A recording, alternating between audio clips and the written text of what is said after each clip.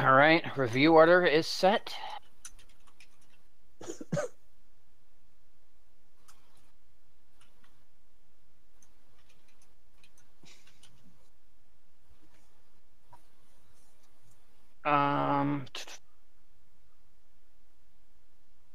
Rankings set to go.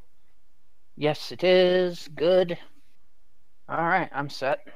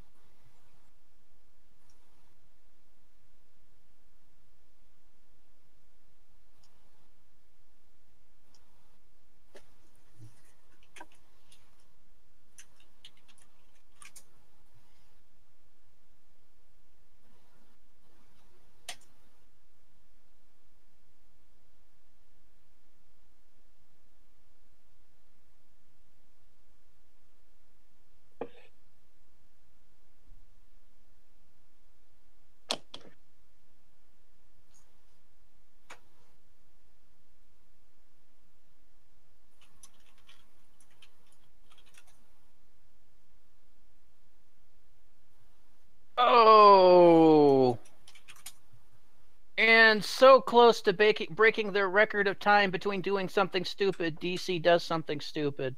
Oh no! What'd they do? Apparently at C2E2, they took a question about the motivated for including an expanded cast of people of color, women, and minorities on their new artist line of books. And apparently they did not mention the fact that 9 of the 11 creators of this were all white men.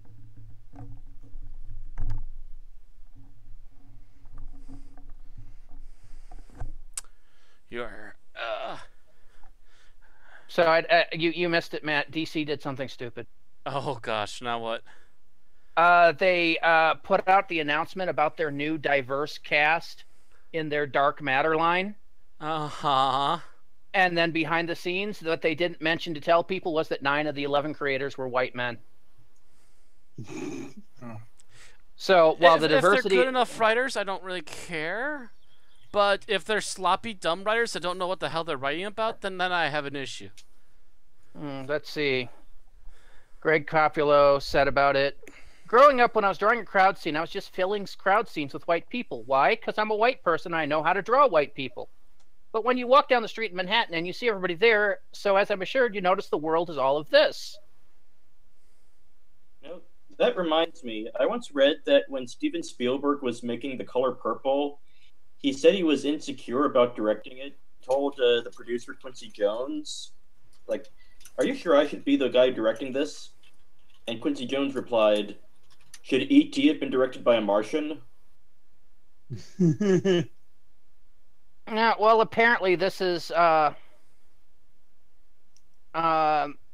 this is causing a minor explosion.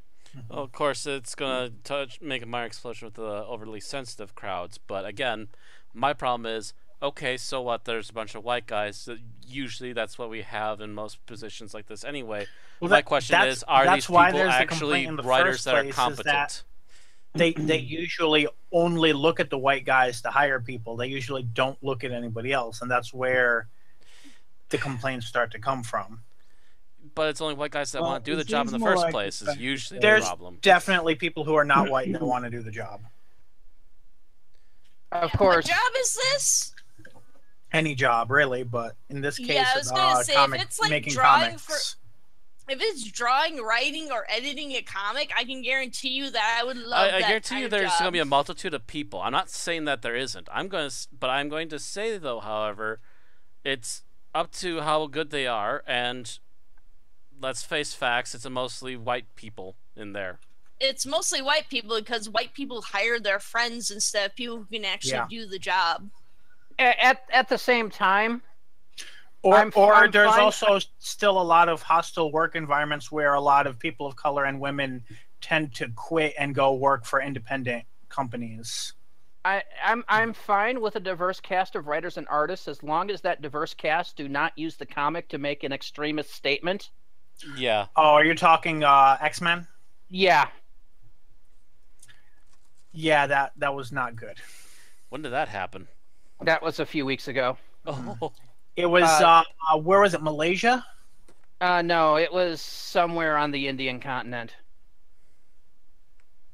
But it was one of the the Arabic countries that are in that direction. Mm-hmm. I'm not familiar with all of them. It was X-Men Gold, and the artist used certain numbering and stuff,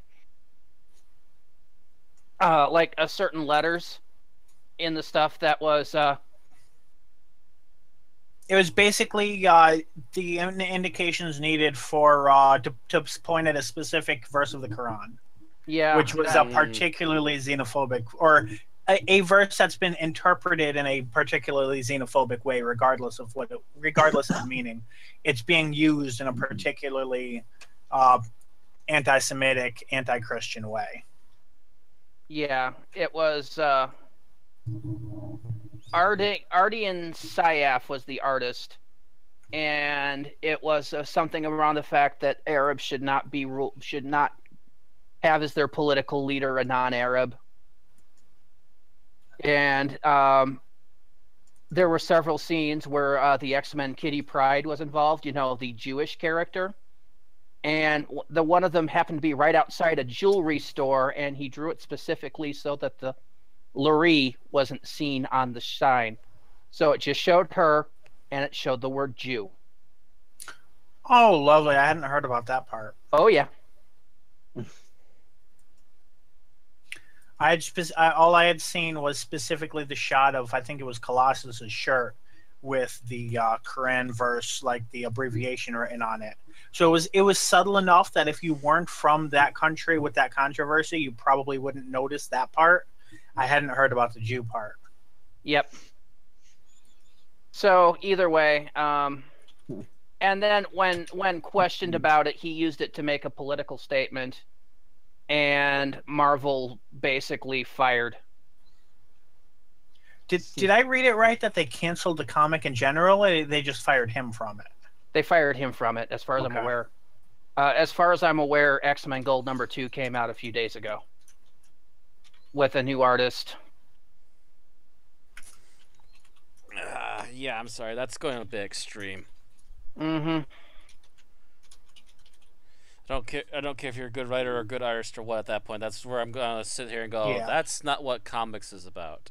Mm-hmm. But mind you, especially X-Men of all things, the comic about inclusivity and, not being a racist or xenophobic douchebag. Mm-hmm. And so they're going to include where the racist, the religious, the racist, the religious, and the xenophobic douchebags were usually the bad guys in X-Men. Mm-hmm. Yeah. But no, the thing is that this thing that DC did came right on the heels of a couple of fuck-ups that Marvel did. And that was their VP of sales remarked that people don't want diversity anymore. Yeah, because they blamed basically all of the bad comic decisions they've made on the fact that there were now diverse characters in comics. I agree with Comic Book Girl 19 that it's not so much that it's the diversity of the cast, which, let's face facts, they did swap a lot of people around lately, and that could be something that could dismay a lot of people. But I think the bigger problem is that Marvel keeps doing all these giant events that keep just fucking up stories. Yeah, it's all the reboots and the things like... There's been like 2 reboots and at least 5 events in the last, 5-6 years? A lot of people are pissed off at the 2 very anti-Nazi characters that were made into members of Hydra. Mm-hmm. But we've been... are we waiting on we've been rambling on this, yeah. Yeah. I just looked at the time again after adjusting something. Are we ready? I think we're let's give it 1 more minute and then go. Okay, I'm going to get this all set up. Yep, I'm ready. I am ready. I am prepared. So waiting for 15. So as soon as it hits 15, everyone, I'm hitting play. No countdown tonight. No countdown? No countdown. I'll just say when we're good.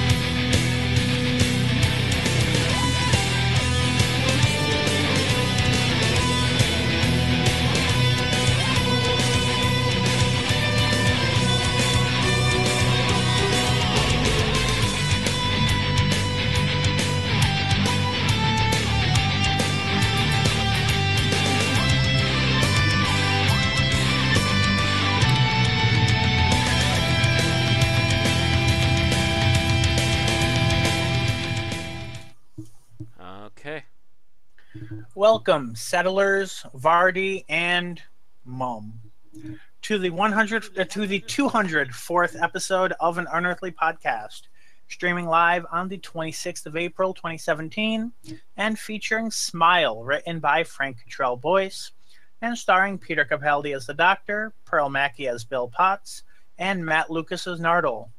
I am Bill Sylvia, the Man in Black, and with me are Mad Matt Winchell. I am drinking 1893. Randy Ronson McCulloch. I'm still sick.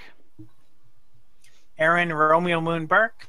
My McFlurry is in the freezer. Tim the Enchanter Sheridan. Yeehaw! And Thomas Fireheart Kennedy. Hey guys. Miles Reed Lobato was planning on coming back, but due to issues at work, there is a very good possibility that he will not be returning to any future podcasts. So unless furtherwise announced or he appears as a guest cast member, don't expect to see him in the future, unfortunately. That's a different taste.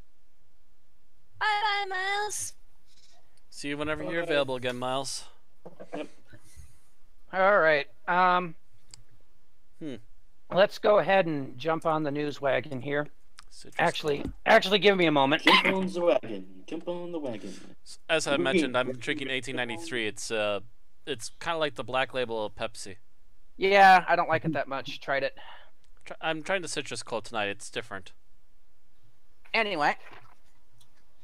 let's move on to birthday, shall we? We only got a few birthdays tonight.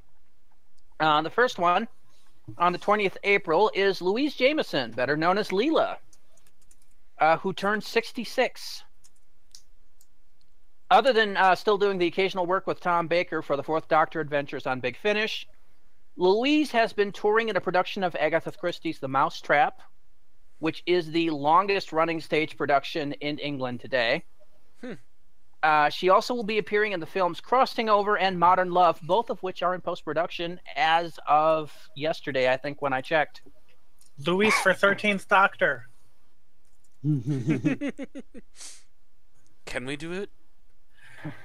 I feel like she would be different enough from Leela that it's possible. Yeah, I don't think it's happening. But it would be very cool. I don't know. I think she might come off as kind of female Tom Bakery. I mean, You think we Tom's had rubbed that, off on and her? that was called Romana. Romana 2. Yeah. Romana 2, yeah. Let's see. To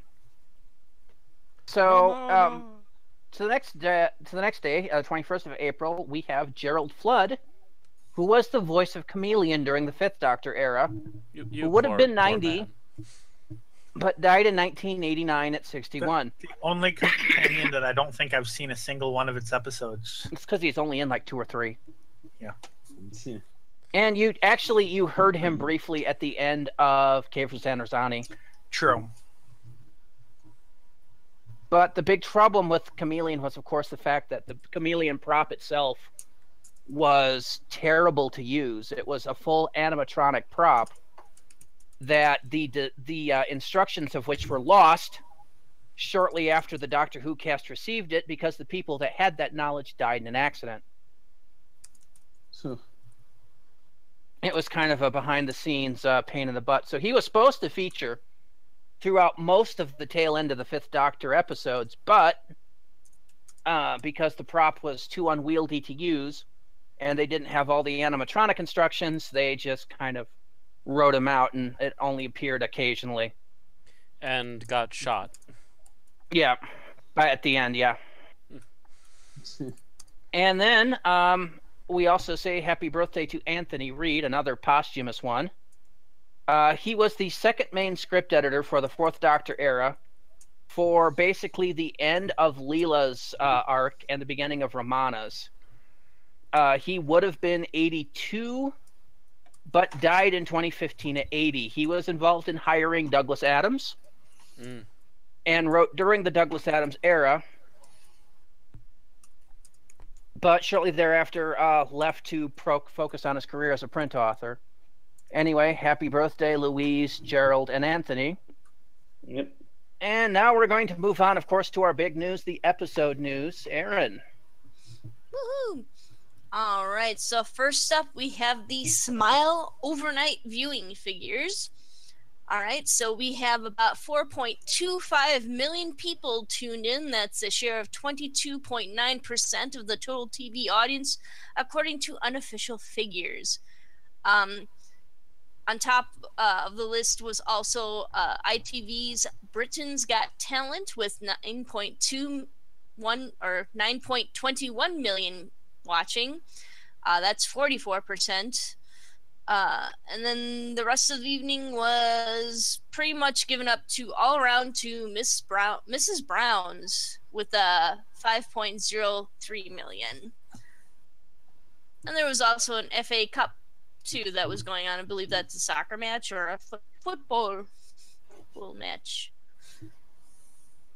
So that pushed Doctor Who into 4th place. Right. Yeah. You notice that it's always these freaking reality talent competitions that just bury Doctor Who in the ratings. Which is funny because people in the international community tend to claim that Americans are the ones that are always obsessed with reality TV, but it doesn't seem to be any less so over time. The thing is, what we obsess about is stupid reality TV. I don't know that the British version is any smarter. Well, what the British people are after are basically talent shows. Britain's Got Talent, Strictly Come Dancing, That's the kind of Don't thing. forget the Great British Bake Off, which dominated the ratings through at least one season of Doctor Who. Actually, it was Class that it was killing, but anything in the world could have killed Class. Anyway, My online show could have killed Class. but you know, I mean, we've always had these kind of shows as part of our lives. Not necessarily in the reality format they are, but anybody remember Star Search? I remember Star Search. Anyone remember the Gong Show? Vaguely. I've heard of it. I've never seen it. But we've had these kind of shows before. Mind you, they're now, of course, are tailored to the new reality show format, which ups the drama and ups everything. But mind you, these are this is the same audience that have been paying attention to the Eurovision contest for decades now. See, at least Eurovision I can understand to some degree. It's your one chance to see something outside the usual stuff. And I mean, it is the same kind of audience that American Idol had here in the U.S.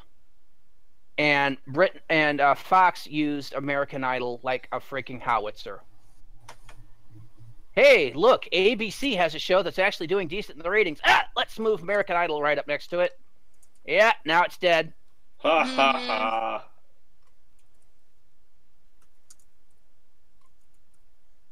But yeah, so it's kind of a global thing that we like these to watch the best and worst of people trying to do talenty stuff. I don't know why. Simon never been my Cowell, thing. The world's most stingy man. Because everyone loves to hate. Anyway, moving on. Yeah.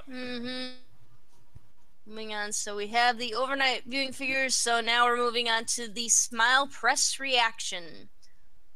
So let's see here. We've got from the Telegraph, an excellent adventure, as it's described. Makes the it paper sound like freaking Bill and Ted. The paper is a big fan of new companion Bill, played by Pearl Mackie, who they say is settling in beautifully. Digital Spy agrees that an all-time great TARDIS team. I'm just paraphrasing here. Is there anything specifically you want me to go into? You turned robot and went mute for a second. That's what I was. Yeah, we lost you for a moment, but you're back now. Yeah, you don't need to read every single one of these. It was just if there was anything interesting, glance through it and see if there was really any particular interesting comments. All right, so Ars Technica has something different to say in that they appreciate the dialogue. They thought that was well done. Most everyone else is praising Pearl Mackie's performance. However, there are some Debbie Downers out there. The Mirror didn't feel that the episode reached its full potential, and this story lacked punch. Radio Times also felt the episode was devoid of real emotional investment, which is odd. Considering that's about emojis. Yep. Games Raider felt the episode lacked something. Cater Matt felt the story was solid. IGN liked the message of the story, and AV Club returns to dynamic of the TARDIS team. So. I have to agree with AV Club on that.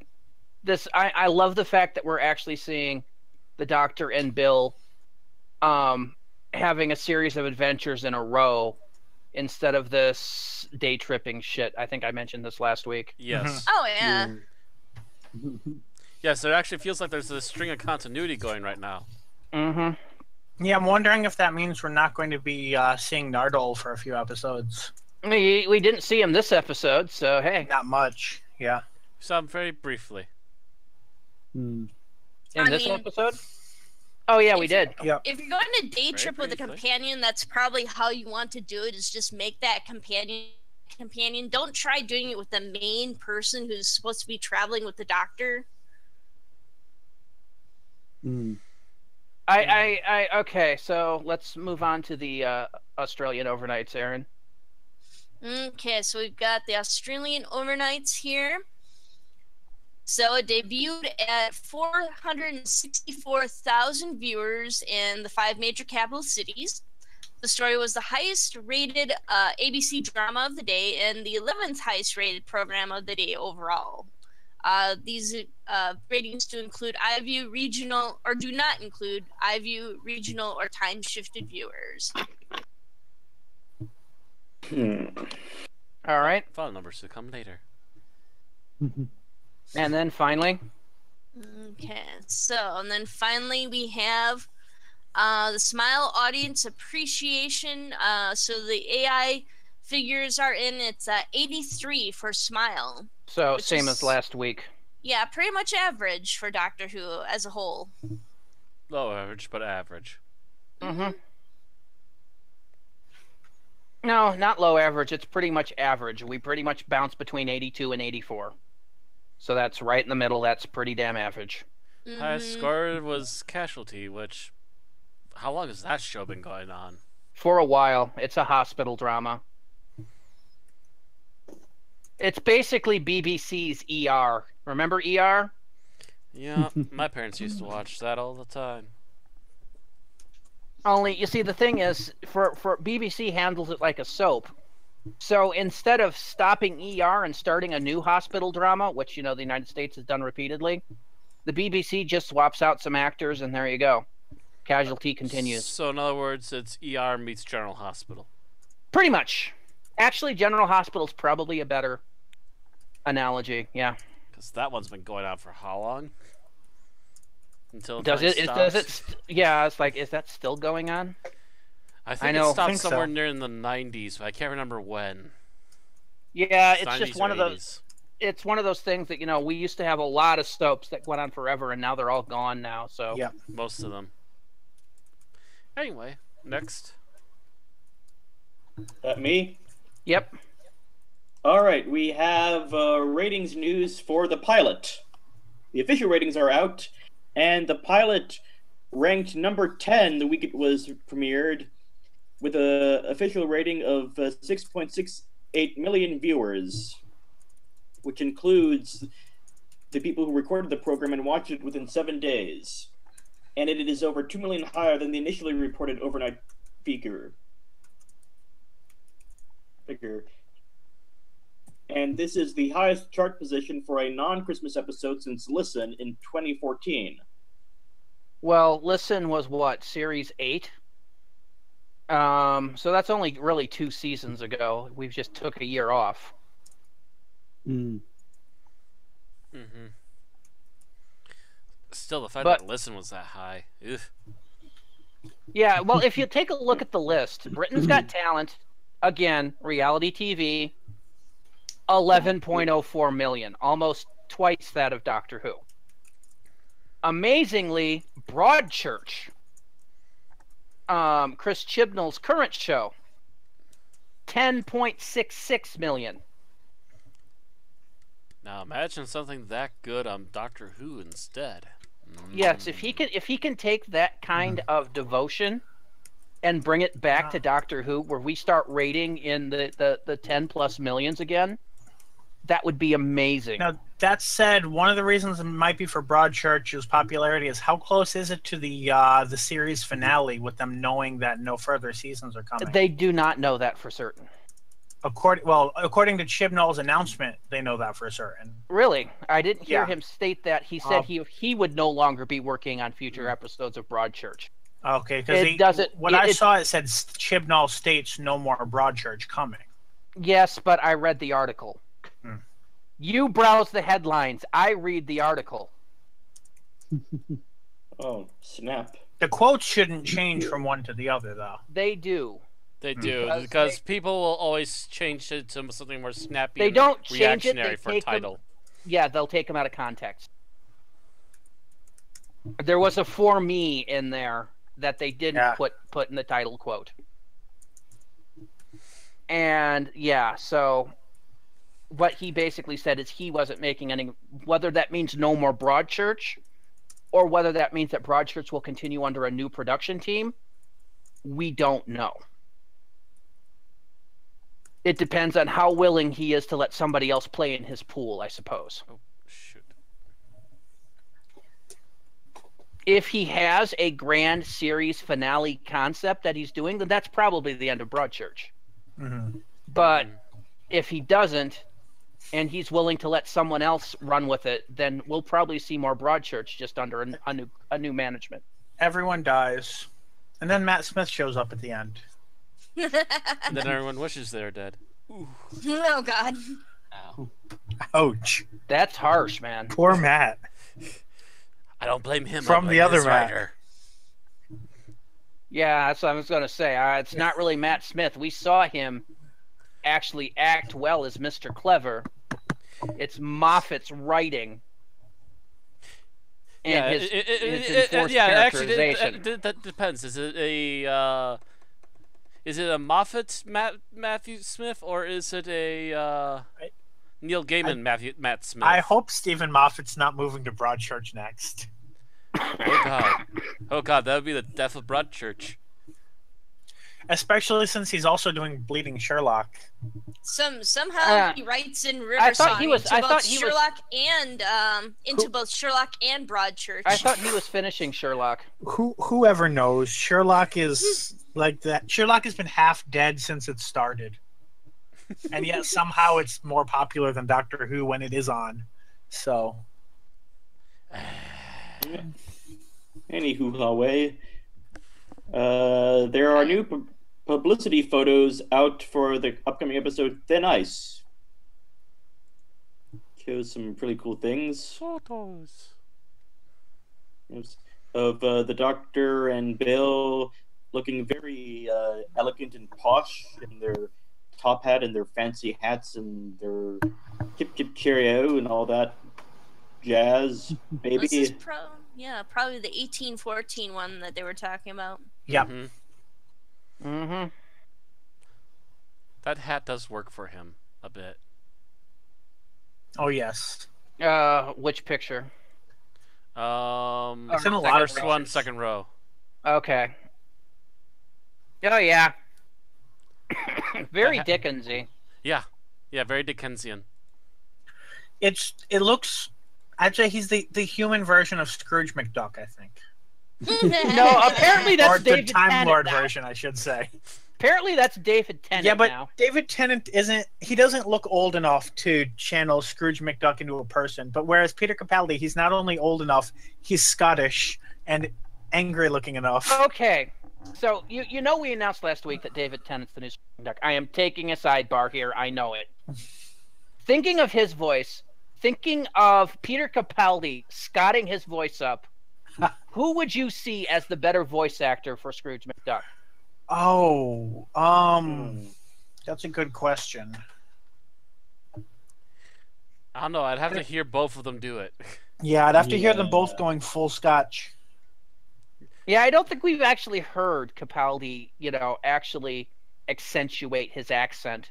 Right. We've heard Tennant do it a few times, like in Tooth and Claw. Which we still need to review. But even then, he was playing an alien, playing an Englishman, playing a Scot. I don't know if he was using his natural. Have you heard the trailer for the new DuckTales? I mean, I've heard the trailer for DuckTales, but that was just a trailer. I don't like. Yeah, you do get a good thing of David You get a Tennant's. fair bit.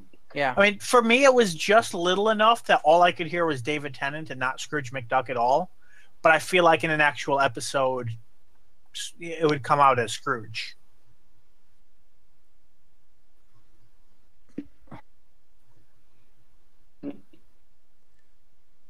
They really ordered these pictures weird. We did hear Peter Capaldi scotching it up a little bit in the first episode when he first realizes he's Scottish. Yes. But still not ginger. And the bagpipes, I think, were only in the leaked version, which was upsetting. Because I still remember that scene as somebody bagpipes. took that version from the original and put bagpipes to it in the background. And I thought that made it perfect. Mm-hmm.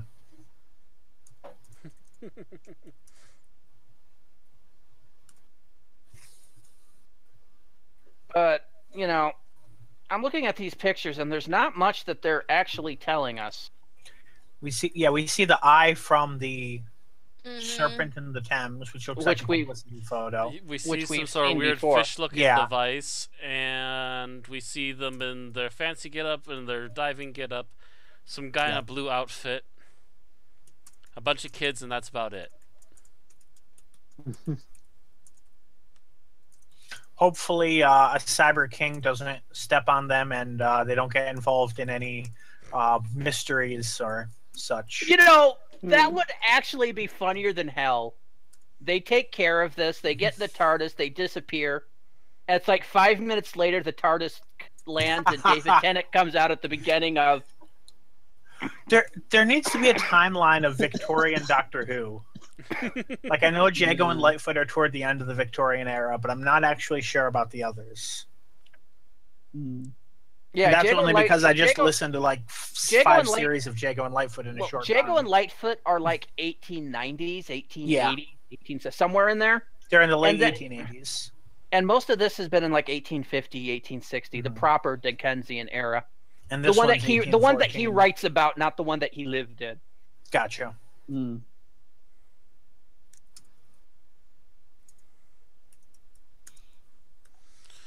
Oh. But yeah, that So- would be Is amusing. that- Did we Yeah, have wait. anything else to say about Thin Ice then? Nothing we can really say too much about at the moment. Yeah, nothing much we can glean other than he's holding a weird fish There- in the one of there's the bottom no- pictures. Yep. There's no pictures of the elephant. Nope. Was the elephant just a tease? Was it indeed fake news? According to the end trailer, there should be more elephant, but I'm not entirely sure how much. Apparently, the elephant was green screened in anyway. Wouldn't be surprised. At least to some degree, they would have to figure out another way to Wait, bring there it was in an there. actual elephant? There was not. Oh. Why is everyone talking about an elephant? Were we supposed to see an elephant? Did you Did you watch not the pay last attention to the few end of the minutes episode? of? No. Smile? Our recording got cut off. Oh, I thought you that's had to see right. it after I thought the you guys fact. saw it, yeah. I thought Nope, you guys haven't saw seen it. We Okay, rewatched so the the recording. so actually we'll get into that once we get to the talking about the story, I think. So I guess But you the- two are not doing the summary. But yeah, there's an elephant at the end. All right. Moving on with the news. This is a new announcement that just came in hours after we had already done the news. So thank you very much, Candy Jar Books and Doctor Who News.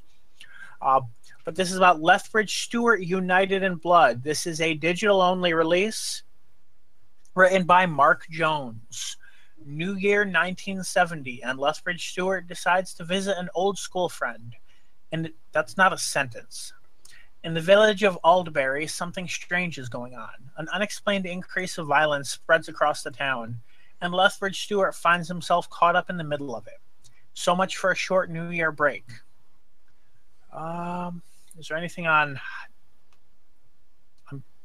Okay. This ebook is only available to readers who order the novellas bundle at candy-jar.co.uk. So if you Okay. already ordered a bundle, congrats, you got it.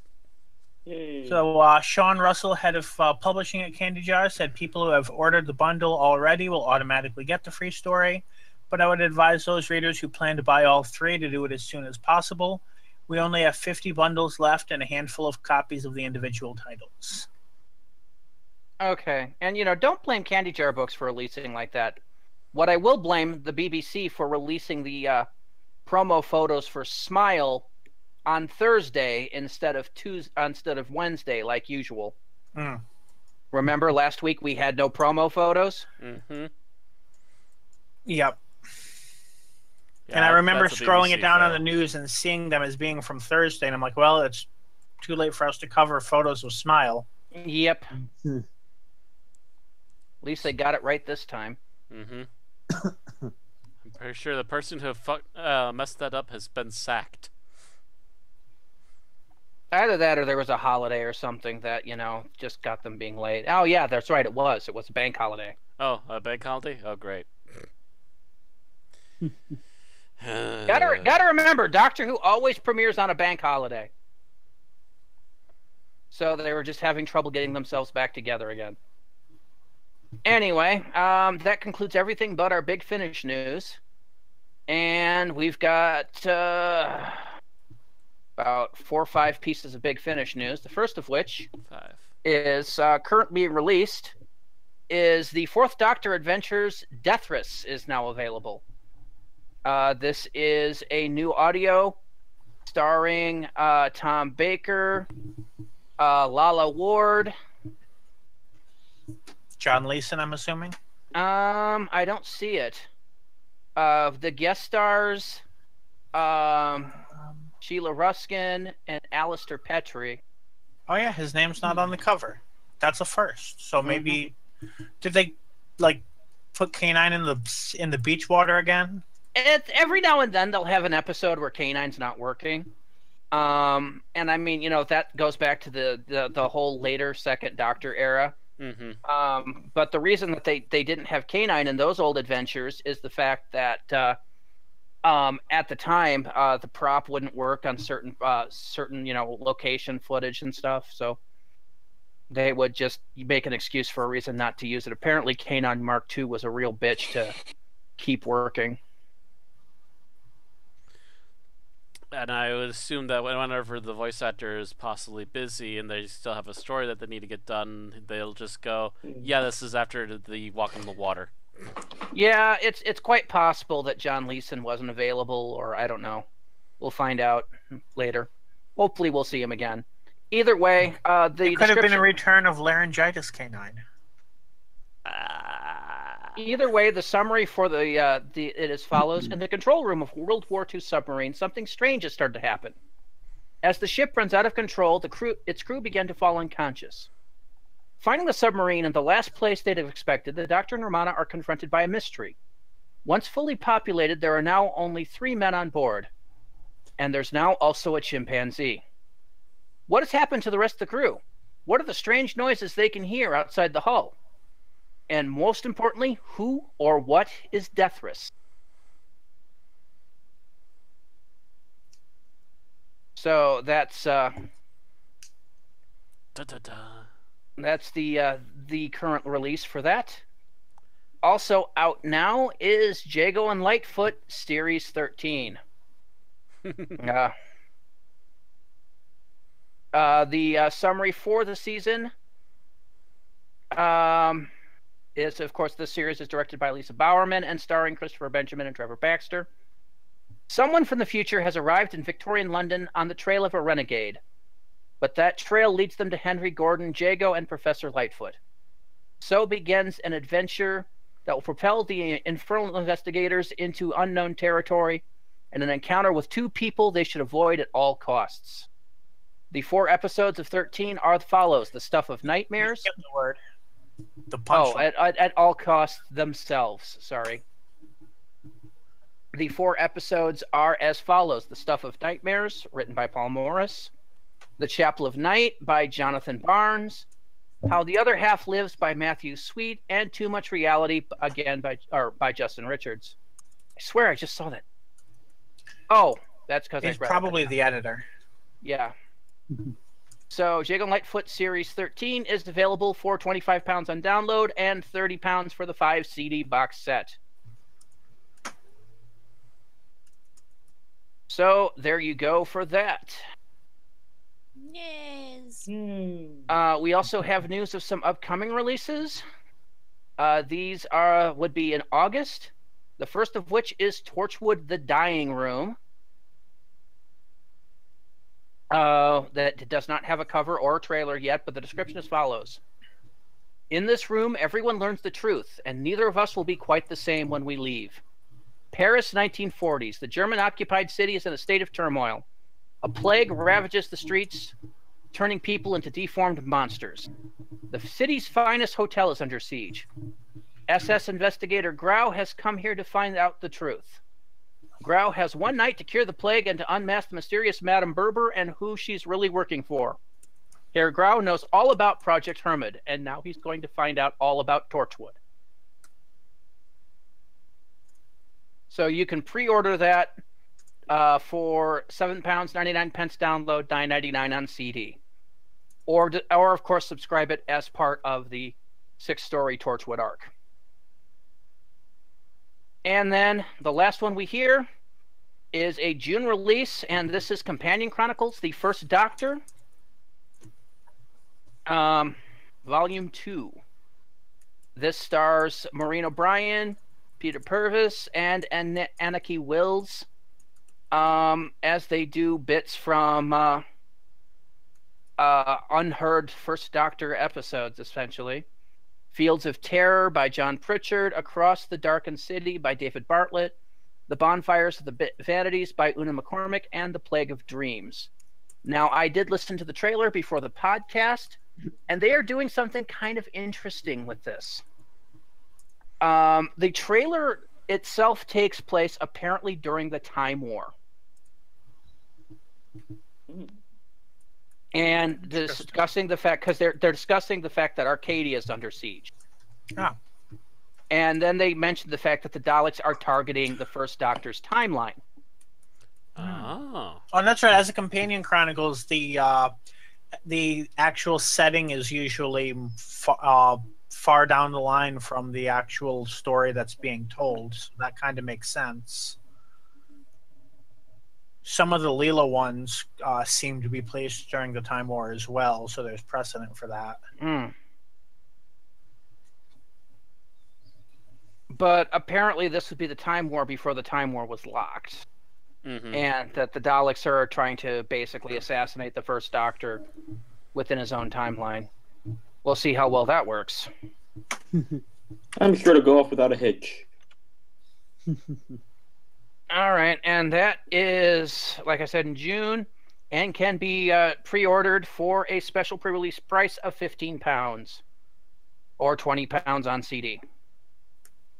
And finally, not really release news, but news for ongoing sales. In celebration of Series 10, each week, Big Finish is having a new set of sales.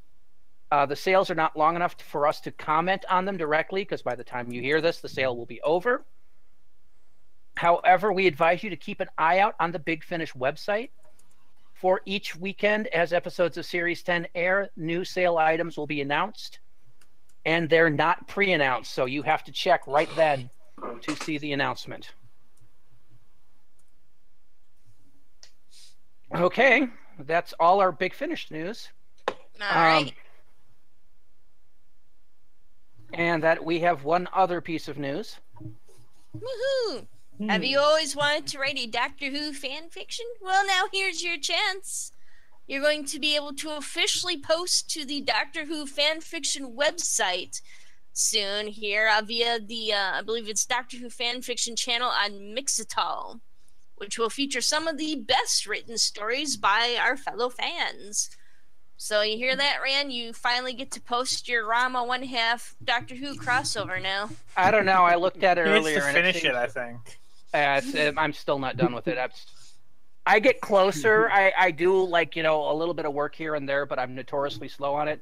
And I looked at the website earlier, and it seems to be mostly straight Doctor Who fiction and not crossover. So eventually they might change that. I doubt their license lets them feature, like in terms of the featured ones that are going to be on the front page or whatever. Yeah. They probably can't do that with any crossovers. Probably no porn either. No, I imagine porn would be heavily frowned upon. the thing is, though, this isn't really an official thing, from what I could tell. It's off of Mixital. It's official enough that BBC is announcing it, though, so they have some sort of agreement going on. Mm-hmm. It does mean that any fan fiction post there, you're never going to get a cease and desist. Yeah. Right. Yeah. Of course, if they publish it, do you actually get paid for your work? No. Nope. They just feature it on the website, and that's... You get paid by being noticed, Darren. As with most artists on the internet, and high paid space in need. exposure. Space knee. Oh dang! If I bring up the live stream, I usually lag out on Discord. So far, Space Needs made 3 posts. What's up? Always asleep, never making it to the stream. First Doctor was the most serious, and fanfiction is awesome. Well, she just says fan fiction awesome, but yeah. Oh, But, I yeah. just wonder if it is there, but I guess not. You're very good at paraphrasing, Matt. I noticed that on the Lounge Leads post, on when you read the text on Lounge Leads. But anyway, yeah, it's great that there's a fan fiction site that you're out there and it's safe on. I mean, I'm on fanfiction.net all the time, and you're always going to risk the case of you being, you know, you always got to post a disclaimer so that you don't get sued, that kind of thing. But I'm going to be looking at the site in detail probably in the upcoming few weeks. See if I can water down something I write to post on there, but it'll be a while.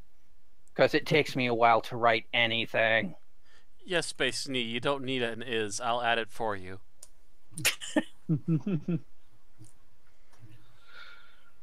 Okay. So that does our regular news. We're going to go from that to our Geek Talk section. And Thomas has a little bit of news that's a little advanced for all of us here in the United States. Because he lives in one of those other countries that actually gets movies ahead of us. Oh, man. Very rarely, I would say. But yeah, I saw Guardians of the Galaxy Volume 2 on Tuesday, because that was its release day, though some people saw it, got to see it on Monday. The funny thing is I can't even really go into any, even like non-spoilery plot stuff, because if I do, it spoils the entire movie. Okay, I don't think this is a spoiler. Is the soundtrack awesome or not? The soundtrack is good. I think there's at least one song that they used twice, though I think Fox on the Run, no real spoiler, but Fox on the Run I don't think actually gets used in the movie at all. It's used for the trailer, but it's not used in the movie at all that I could remember. I mean, you can tell us if the movie was good or not. You can tell us if you loved the characters, everything like that.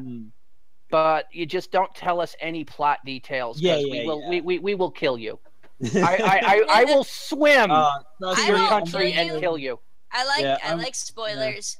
I Give me don't. all your spoilers. You shut your trap on this one, Aaron.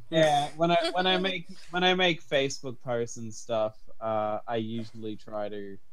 I'll be like, I liked it, but I won't really elaborate too much because I don't want to get into spoiler stuff. The characters were great.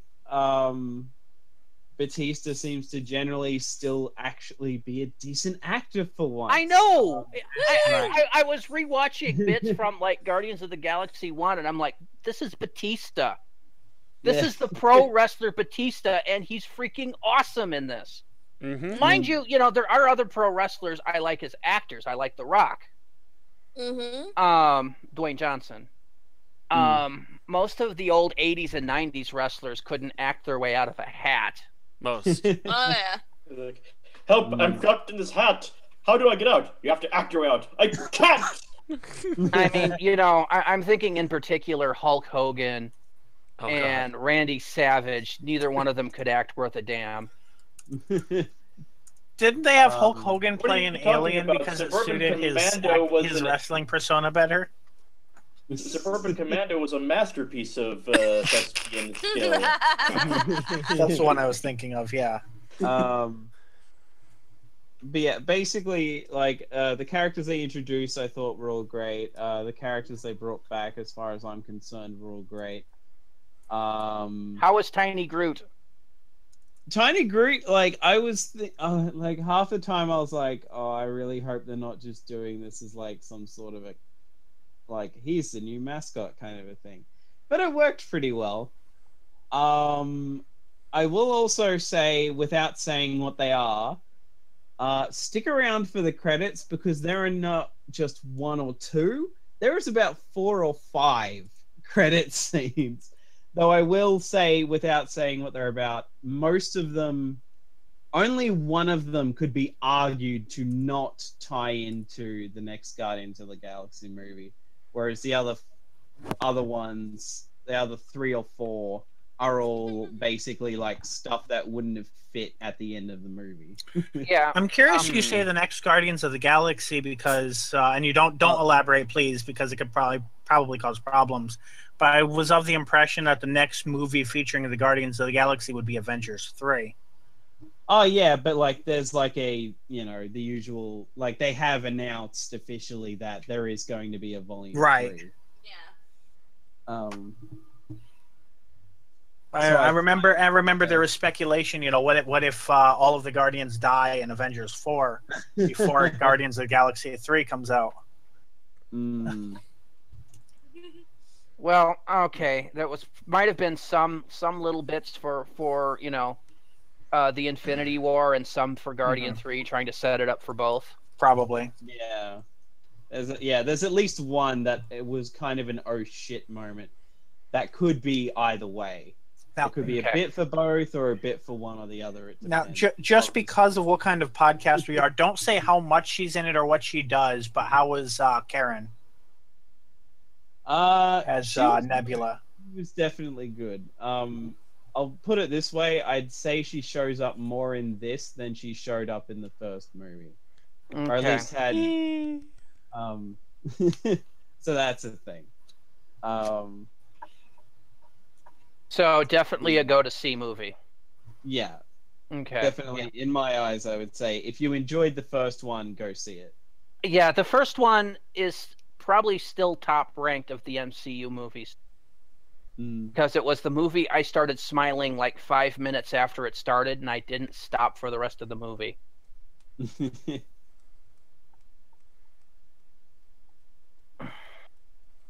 And I think at the moment it's like Guardians of the Galaxy Volume 1, Doctor Strange, and then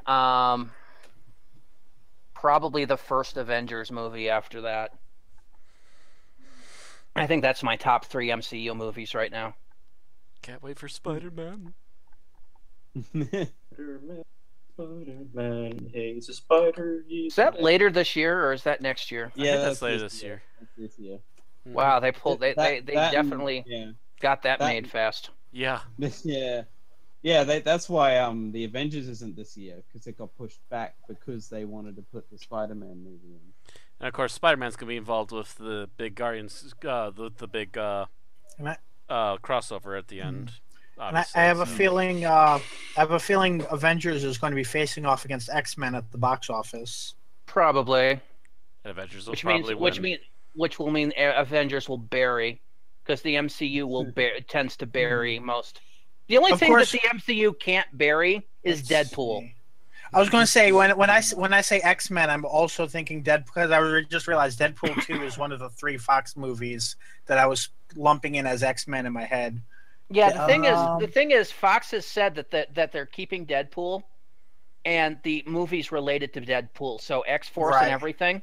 They're not going to make it continuity specific to the X-Men movie, so they're gonna. But he does have X-Men in them, so I can at least mentally categorize it. Yes, but what they're going to say is we're never going to see Colossus from Deadpool in X-Men. That sucks. Yeah, it kind of does, because that Colossus is awesome. Yeah, which means that I'm never going to watch any of their X-Men movies. I'm just going to watch Deadpool. So does that mean in the X-Men canon, Deadpool is a guy with his mouth sewn shut? Yes.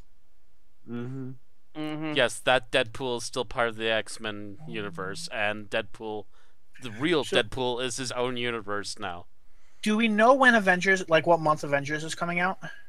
Let me see. That's 2018. Yeah. 18 in April is going to be X-Men New Mutants. In June is going to be Deadpool 2, and in November is going to be Dark Phoenix. April is the Infinity Wars release. So it's going to be Infinity Wars versus New Mutants. So New Mutants are going to be DOA. Oh, I'm still going to watch them both. No, April is New Mutants. May is Infinity War. Okay, so they have a couple of weeks. In fact, it's Avengers Infinity War. It's Disney versus Disney. As the beginning of May heralds the Infinity War, and the end of May heralds the as yet untitled Han Solo film. So it's going to be Han Solo versus Deadpool?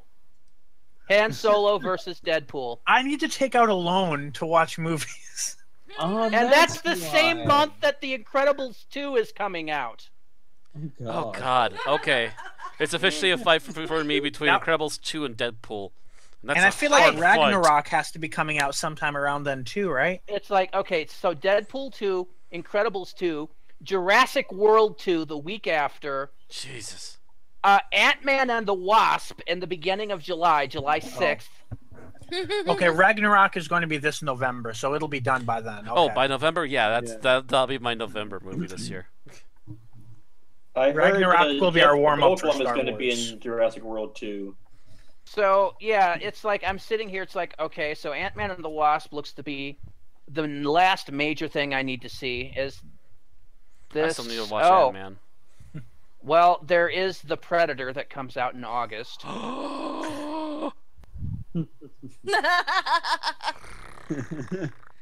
Holmes Wait, and what? The Watson Predator? also comes out in Watson. The Predator is a new Predator film. And that's a new RDJ Holmes, right? I'm trying to check. No. Oh, No, it's I heard apparently it was supposed to be okay. So no. I heard This is wrong this then. is a comedy Holmes.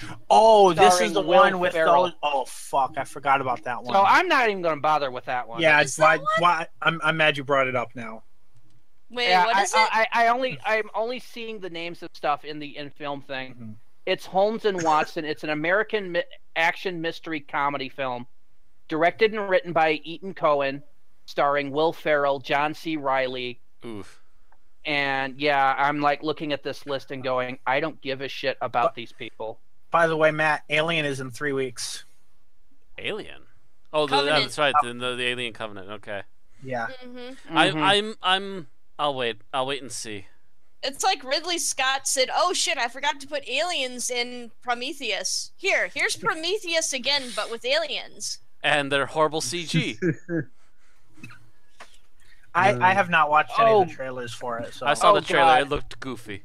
So Yeah, I've Columbia seen Pictures trailers. is moving forward in October with a Venom film. Ooh. Well, I did Wow. hear that that's supposed to be a separate That's- universe from the That's Spider-Man gonna be separate movies. universe, and I believe that's underneath Sony, and it's gonna be animated. It's Columbia Pictures. I can't remember. Is that Sony? Columbia Pictures is owned by Sony. Last time I checked, if I'm not Okay. mistaken. Yep. And then Dark Phoenix is November 2nd. We've already done Dark Phoenix. Damn it all, Fox. You failed last time. And at the midway through November is Fantastic Beasts 2. Man, Wreck-It Ralph 2 is at the end of November. Ralph Ooh. breaks the internet. Oh yeah, I heard about that because they had swapped around the dates. I need to see if I can find Wreck-It Ralph Uh, on Netflix. And then the animated Spider-Man film is in December 21st, which is going right up against Aquaman. They'll still crush Aquaman. They might. Maybe. I don't know. It depends on Aquaman how is good that supposed to look Aquaman kinda is. He cool. seems like he might be amusing, but it's hard to tell. Anyway, So that's really the superhero films and stuff and sci-fi Yep. films coming out in 2018. Since we're on sci-fi movies, is Wolverine still dead?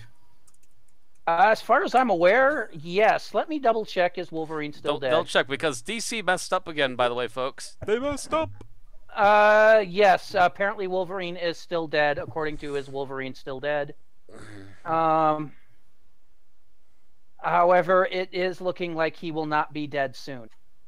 Oh, dun, dun, dun. Apparently, there's a upcoming event called Wolverine Reborn, which Wait, he comes back as a cute little baby? no, I've already seen Wolverine as a baby. It's not as cute as you think. Thank you, I feel like Mojoverse. Wolverine as a baby would look like an actual Wolverine. Yeah. Also, DC did something stupid. Nearly broke their own record of going 127 days, if not, but like on a day 125, 26, they screwed up and. Although, in terms of them doing something stupid, this may be an ongoing thing, but from what I hear, they've pretty much just skipped out on promoting Wonder Woman, in which case that's been doing something stupid for quite a few days, because I think that's supposed to come out soon, and they haven't really been Oh. promoting it at all. If they're not Yeah. promoting something that's coming out soon, that could be a bad sign. That also could be that they saw the movie. They don't have time to edit the movie, and it's not good. That or That's that whole not thing good. about, we're afraid to promote a movie with a female lead because they've been pulling that shit on and off for ages. At this point, I would say the proof is in the pudding, but they did this with Ghostbusters, and Ghostbusters wasn't good either. That was a different company, but it was more or less the same thing. All of a sudden, like, all advertisement for it stopped, and Wonder then- Woman is not out till June 2nd. So we could see them start the press roll. They could start up the late Let this me week put this and way: get rolling. I've seen more about Thor Ragnarok than I have about Wonder Woman. Yeah, Yeah. that's a bad sign. I didn't even really realize that it was World War I would I. not have known Wonder Woman was coming out if not for Twitter. I didn't Like realize. I thought it was going to be Justice League first and then Wonder Woman, based on the trailers I've seen. Let's see, Wonder Woman in June. Transformers in July, or at the end of June. Despicable Me 3 at the very end of June. Kind of looking forward to that. Spider-Man Homecoming starts off July. War for the Planet of the Apes the week after. Valerian and the City of 1,000 Planets the week after that. Oh, Jesus Christ. Justice League is going to be up against Thor, actually. If it's Thor Ragnarok, I bet you Ragnarok crushes. Yeah, it. Ragnarok I think is November 3, and then Justice League is November 17. That's a 2-week break. That's not bad as going directly. It's not head-to-head. like Not the same directly week. against. Yeah. I'd argue the Thor movies haven't been as popular, so it would have a chance. That's true, but this one looks to be like the best one to date. This one, it's hard to tell because whoever has been cutting the trailer wants everyone to think it's Guardians of the Galaxy. And the Marvel director actually and had such the are going out and commitment. saying, no, it's definitely not a Guardians of the Galaxy tone. Even though So that's there's, the like, same problem we had with Star Trek 3, where the director and the trailer people were directly at odds. Yeah, like Now, mind you, I loved Star Trek 3. It was a good 3, movie. 13, whatever you... Yeah, but remember, the trailers were terrible, and everyone thought it was going to bomb when we saw the trailers. Mhm. True. The trailers were for a Fast and the Furious Star Trek movie. Which thankfully didn't happen. And then the movie itself was basically an episode of the show. Which is what we want. So yeah, it's more worried about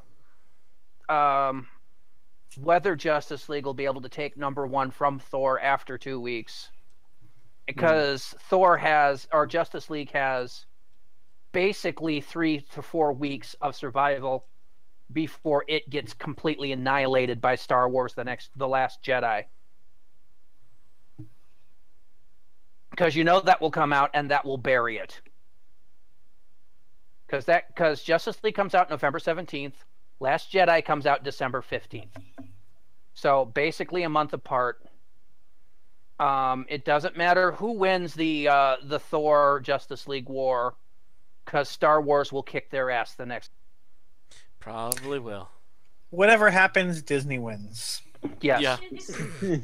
It just matters of whether Disney Uber wins by holding all of November and all of December, or whether Warner Brothers gets a voice in for about, And 3-4 I do have weeks. to wonder if Wonder Woman and Justice League both bomb, which sounds like a fairly decent possibility between looking at the marketing and everything else.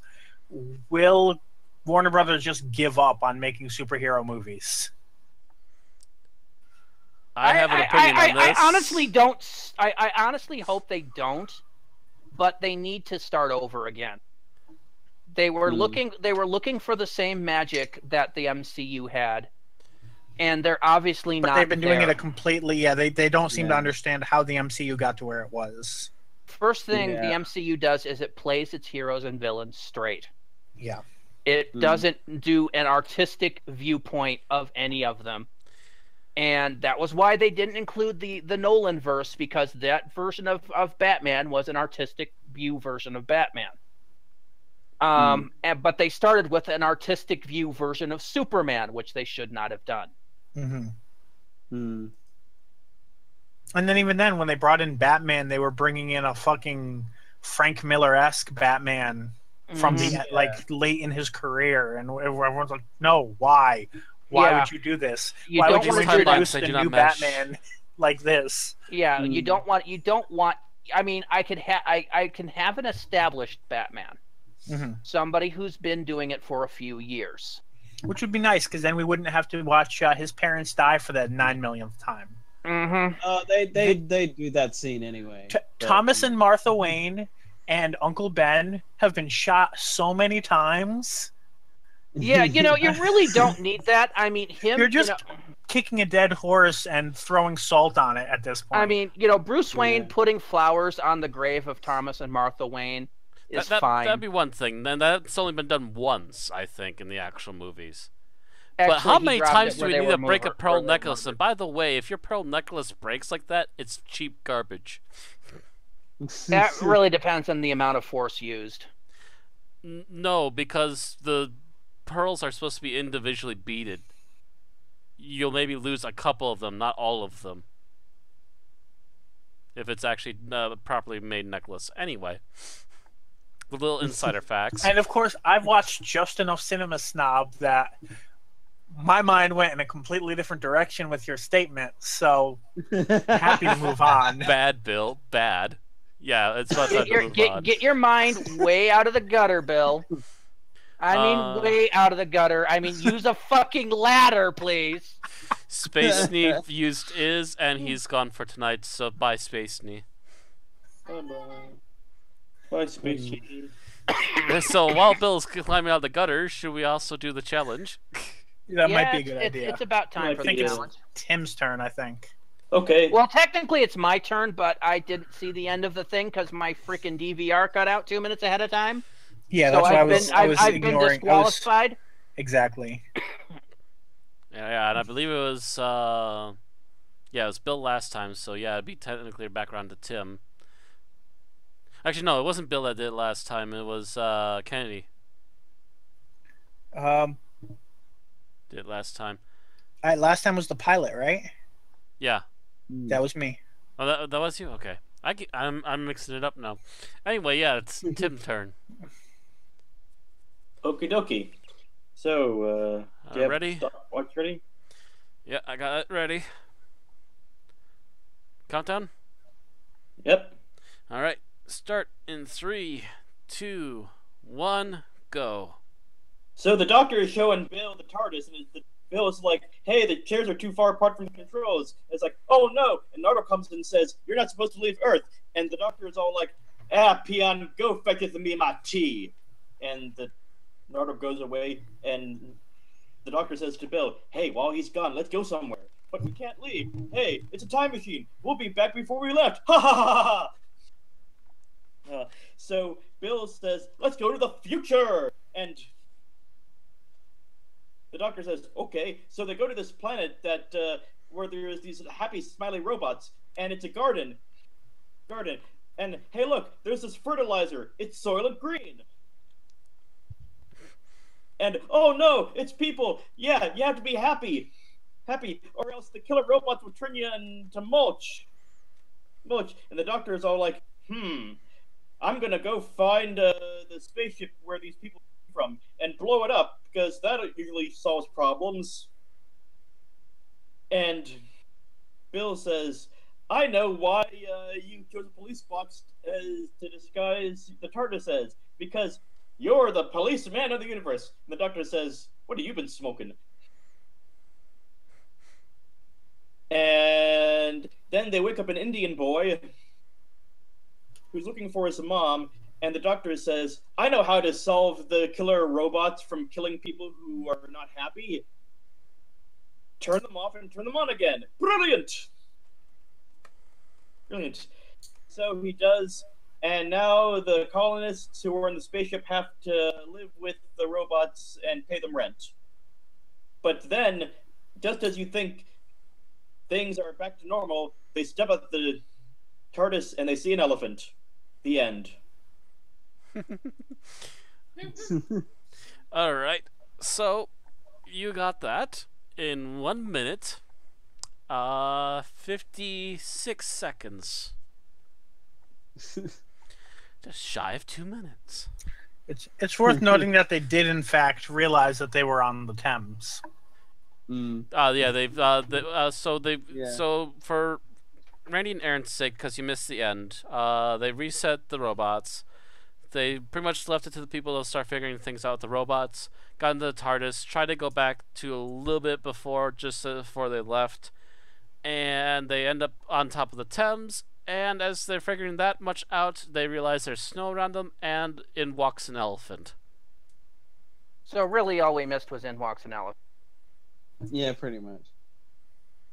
Because where we left off, they were in the Thames, and you could see that it was winter. Oh yeah, so you just missed Yeah, the last So 5 you seconds. Or you whatever then. missed the last 5 to 10 seconds. Because the elephant trumpeted at them like twice, I think, and then they went to end credits and trailer. It was Okay. very much an early Fourth Doctor or First Doctor ending. Yeah, it was just for me. It was, I think, Bill had just turned to say something sarcastic to the Doctor, I think, or something like that, when it cut. So that's what we missed. Anyway, so we're gonna do our likes and dislikes, and Aaron, you're first. What did you like about the episode overall? Overall, I kind of like the psychological aspect of it, especially the idea. Your microphone's up. Sorry, it's up on top of my head. I like the psychological aspects of the of this episode, especially considering the idea of using your emotions sincerely and also using them insincerely to manipulate people. And in fact, kind of the environment around you, because, well, actually, if you consider the Vardy people, then yeah, you're manipulating people. So, and I just thought that was kind of an interesting way of looking at things, and the superficiality of pretending to be happy when you're actually not, and just kind of a deeper look into everything. That's why it kind of baffles me when some people criticize that there wasn't enough emotion in this episode. I think this episode is all about emotion.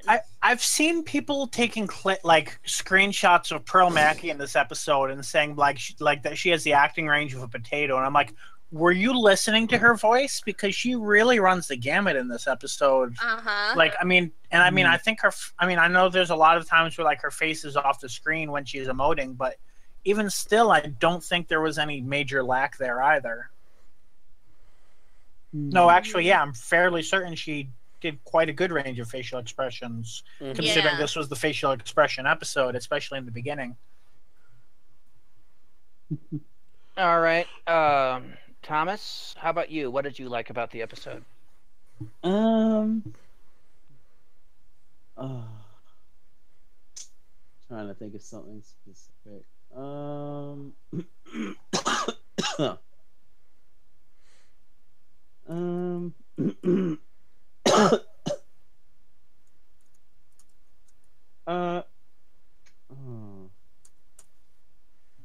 God, I'm not sure if I can nail anything down. Well, you can always skip and we can come back to you if you can't think of anything and you think of something later. I guess just generally, as a blanket, well, not a blanket thing, but just generally like Bill's whole still trying to figure him out thing, and like some stuff from the opening bit is like she's still thankfully it's not like I liked her last episode, I still like her now. That's all I can really think of. But yeah, she's slowly developing a picture as to what's really up with the Doctor. She doesn't have all the pieces yet, but she's starting to pull it together. Yeah. Yeah, this was Bill's version of The Beast Below or of The End of the World, definitely. I was going to bring that up. Yeah. I was going to bring that up a lot later, but yeah. Yeah. because people were comparing this episode to The Beast Below well before the episode even aired. Mostly in comparison of the emoji bots to the educational heads. I haven't seen people saying that, but I made that connection like mentally, so I'm not surprised if somebody else did. I saw an article on it somewhere. I didn't post it because it was mostly just fan speculation stuff and fluff. But yeah, it was. People are comparing that, but it is actually like that episode in a different way. It's that, learning who the Doctor is episode, really. Because, you have one episode, one story with the Doctor, and he's just a strange man. Right. That comes in and saves you from X, and then, swaddles off. And then you have an exposition episode where you focus on what alien part of the Doctor you're focusing on this season. Trying to understand, meeting the Doctor and trying to understand the Doctor takes 2 separate episodes.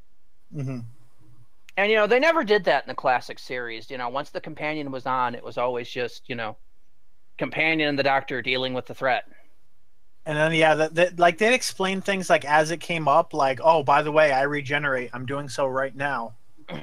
Yeah, and the companion was like, oh, that's cool then.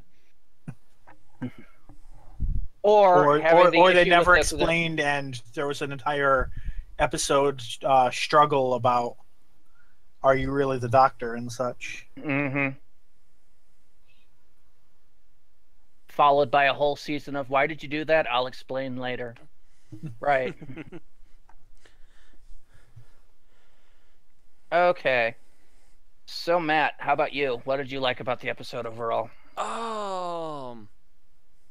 I liked the artistic style of it. It kind of is a futuristic Art Deco almost for some of the stuff, and that goes for the. It kind of goes with both the big sets as well as some of the look for the robots too. It's a little bit old school art style mixed in with a whole bunch of futuristic styles. I take it I stole yours or something? Yes, you did. I was going to say I really like the architectural design of the city. Yeah, those domes were really neat looking in particular, as well as some of the. I'm pretty sure it was mostly CGI set work. I'm sure what was that? Some of it was. It's like the location itself is like some actual building in Spain somewhere. Really? Yes. Yeah. What do they call it? The City of Arts and Sciences or something. Like it's a very futuristic city. So that some of that is real. I would assume planet. that the big thing that got edited was the sky, though. Quite possibly. They probably added extra clouds, and there was some mention of a second sun and so forth. And matter of fact, I'm even seeing it in one of the pictures. So. Yeah, that's something that'd be easy to add in post. Yeah, that's technically the sky is a blue screen anyway. So if you filmed it on a clear blue day, you got all the blue screen you could ever want. And Spain gets plenty of blue days. So from what I've heard. So Spain is like the perfect spot, and if you've got a futuristic looking building, you can just do your own indoor sets, and the outside is perfect. Well, that too, and I'm not sure that the building is surrounded by wheat fields, so that might have been a CGI added too. So the building might have been added in from far away, and then when they got close up, it was the although if you notice, almost all the shots of the wheat field excluded the city. No, So, there was at least one or two that. No, there was a couple of the wheat field that you could see. They were I think they were very brief because they cost money to splice them together. Right. So that's what I'm saying. I think it's clear looking at the episode that they're separate locations. Just artistically put together. At least to someone with some editing knowledge, at least it's clear that they're separate. And it's a very easy job to do that too, if you got the right shots. Well, that you'd be in the city and you would look out and you could see the wheat fields too, so that was a CGI splice in there too. Well, that's just you fill in one window of a blue screen and ta-da. Yeah. Okay, so Tim, what did you like about the episode? I really liked the feel of this episode. It felt like it had the tone of a classic Doctor Who episode. You phrased it differently, but that was you taking mine. Oh, I'm sorry. A lot of that going around today. Yep. Sucks to be on the tail end. Yep. You know, I could see this with some tweaking. This story being a Third Doctor and Joe scenario. A little bit tweaking. See, and I mean, I kept drawing mental comparisons to the tone of a First Doctor episode, the way they explored there. Although the articles I'm seeing have been comparing it more to the first episode of a Fourth Doctor story. It reminds me. So it probably just is all of the above, a lot to go around. Yeah. Mm.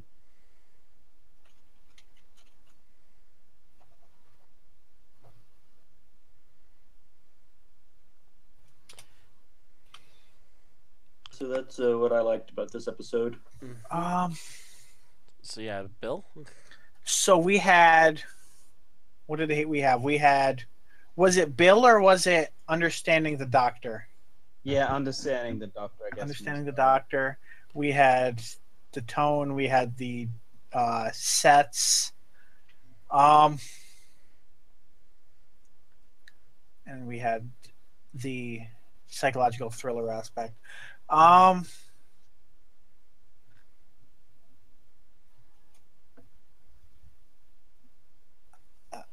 don't. It took me a while to settle on one too. I'm going to say I like the fact that I'm not sure how many explicit callbacks there are, but I'm sure there are a few, and there's also a lot of implicit ones. So I like how it just felt really connected to Doctor Who's past, even though it was moving forward. It just felt a strong sense of connection to the history of the show. Oh yeah, they made like little mentions of the Doctor having previously found other humans having left Earth Yeah. and trying to survive. Mm-hmm. Which does tie into a lot of actual classic and modern Who episodes. Yep.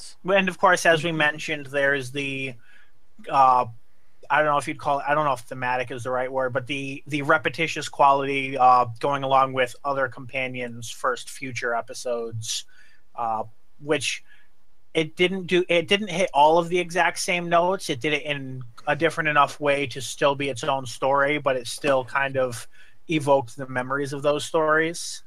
Kind of, sort of.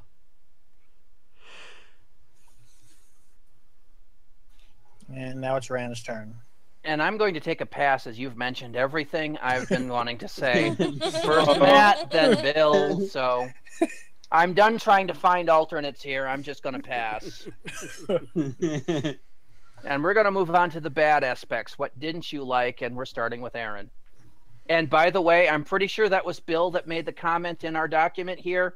Roy, yes. the Roy G. Biv that just happens. We color code the people by in our document to let everyone know, so we can know whose lines it is, etc., or whose news article.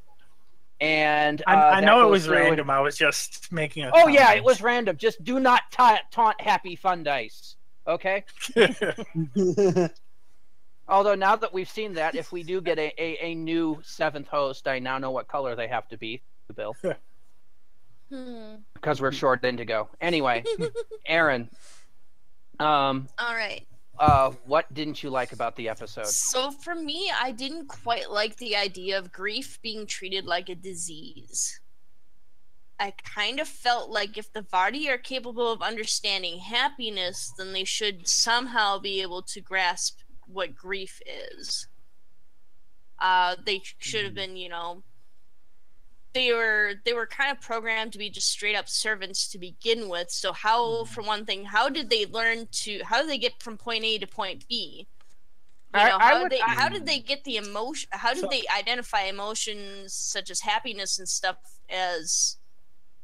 And I will say, and basis. I will say I do kind of get the Doctor's explanation that they kind of used happy and healthy as sort of analogs for one another. The emotions, I think, is just how they were programmed to communicate, so that's just how it lined up. I can see how grief would probably like I would have to sit down and like take a list of symptoms, but I could see how like a depressive state could kind of mirror some of the symptoms of something like oxygen starvation, because both of them, you're going to be very closed off, you're going to be very sleepy, you're going to have erratic emotional states and things like that. So I can see how there'd be similarities. So to me, it's not too much of a leap. For me, it's not so much, identifying grief as the problem. It's that murder is the solution. And that when murder doesn't cure the problem, continued murder continues to be the solution. Right.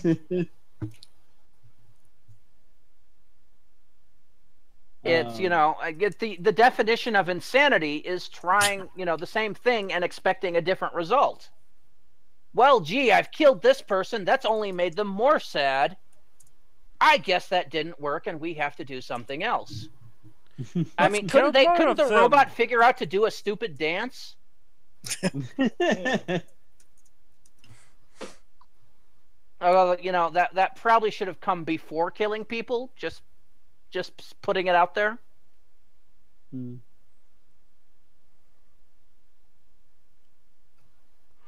But it's that solution seemed to be a little bit over the top. Maybe the robots were programmed by Americans.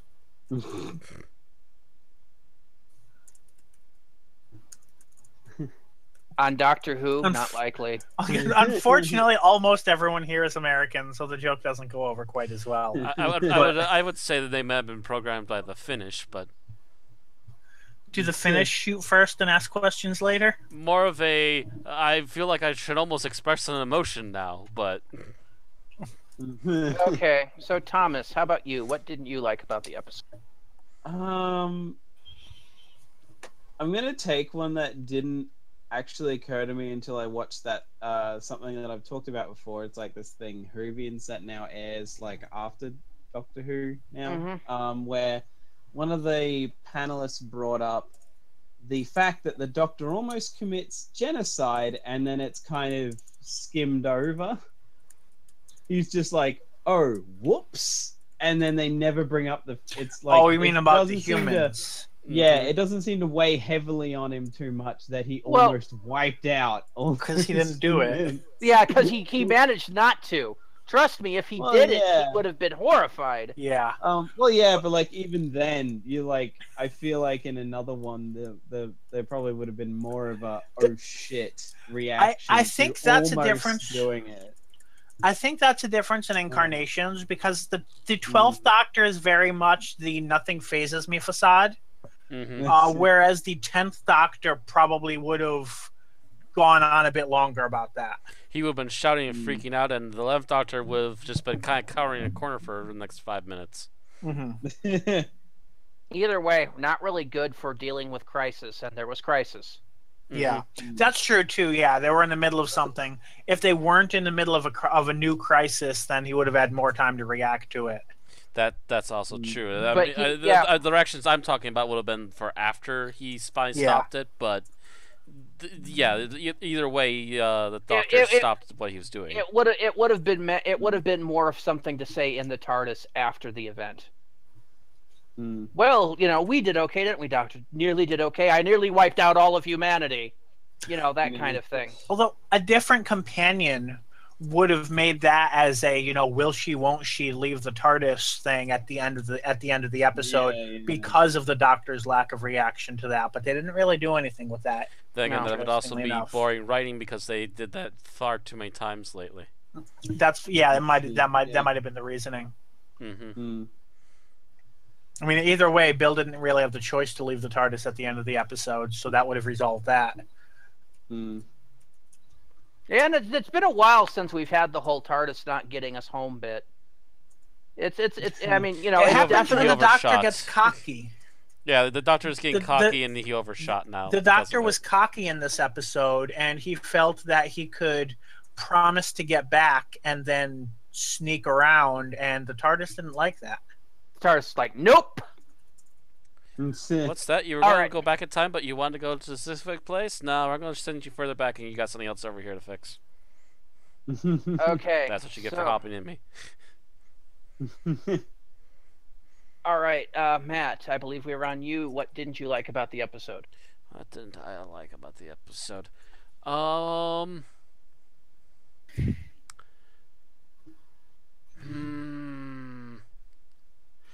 It's kind of hard to nitpick something, but I think the one thing I would have gone for... Actually, here's a good question. I'm not entirely sure how that would work or not, but... So, for whatever reason... Actually, the complaint before that actually it would work. So, they obviously destroy humans to stop them being sad because they see them as a problem. Just forgiving that whole stupid idea to begin with the robots, that doesn't quite link up right. But then you think somehow that taking the remains of the humans and grinding them up to feed plants is also an okay thing to do? No, I mean, at that point, it's logical. It's making Waste use not, of the want not. resources. Yeah. Well, I feel like we've had other episodes do something similar. Well, and then Probably my next Buffett step, ones. My next step after that, though, is then how the big robots that we see are too short to actually lift all those bones up into that machine, and then the bugs are too small to actually do it unless they somehow conform themselves into something that can be mobile. They can conform themselves into about anything, so yes. Yeah, remember the only thing they ever seem to walls form are made into of is a them. wall or bug. Yeah. Yeah, because that was something because it would have cost more for them to do so. But the way he talks about them, they're basically micro Legos. They're basically autonomous, intelligent micro Legos. They don't really show that though, and that's my big problem with No, that. yeah, I agree that they could show it a little better, but that's more that's more something for a two-parter or a special, because I feel like they spent a lot of the budget on traveling and things like that. They probably spent a lot of budget on location just so they could have the location cleaned out. You had to rent out the museum for a week, essentially. Or at least a couple days. Well, filming like that usually takes about 3-4 days, so probably a week. And the last day for any reshoots that need to be done. Well, that depends on how much was on set, but anyway. All right, Tim, how about you? What did you not like about the episode?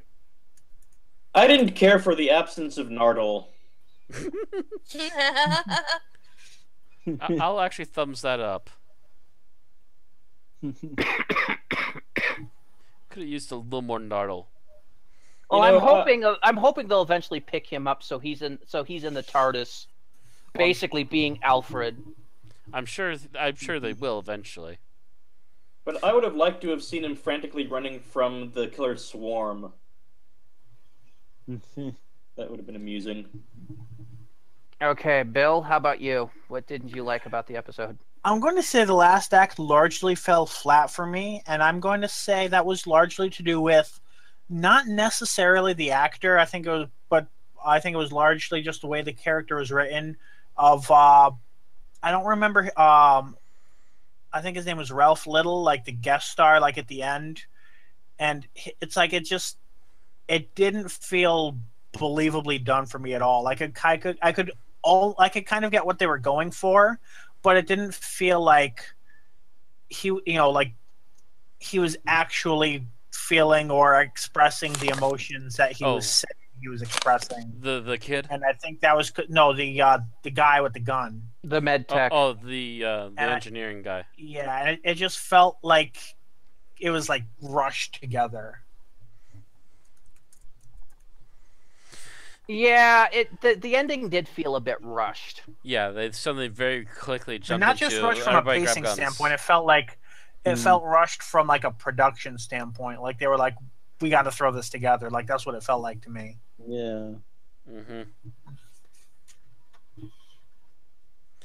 It felt like both were a little bit rushed. It felt like the story was a little bit rushed to just reach the conclusion, and it felt like their production was a bit hurried, so they just had to pretty straightforward confrontation that just happened really quickly.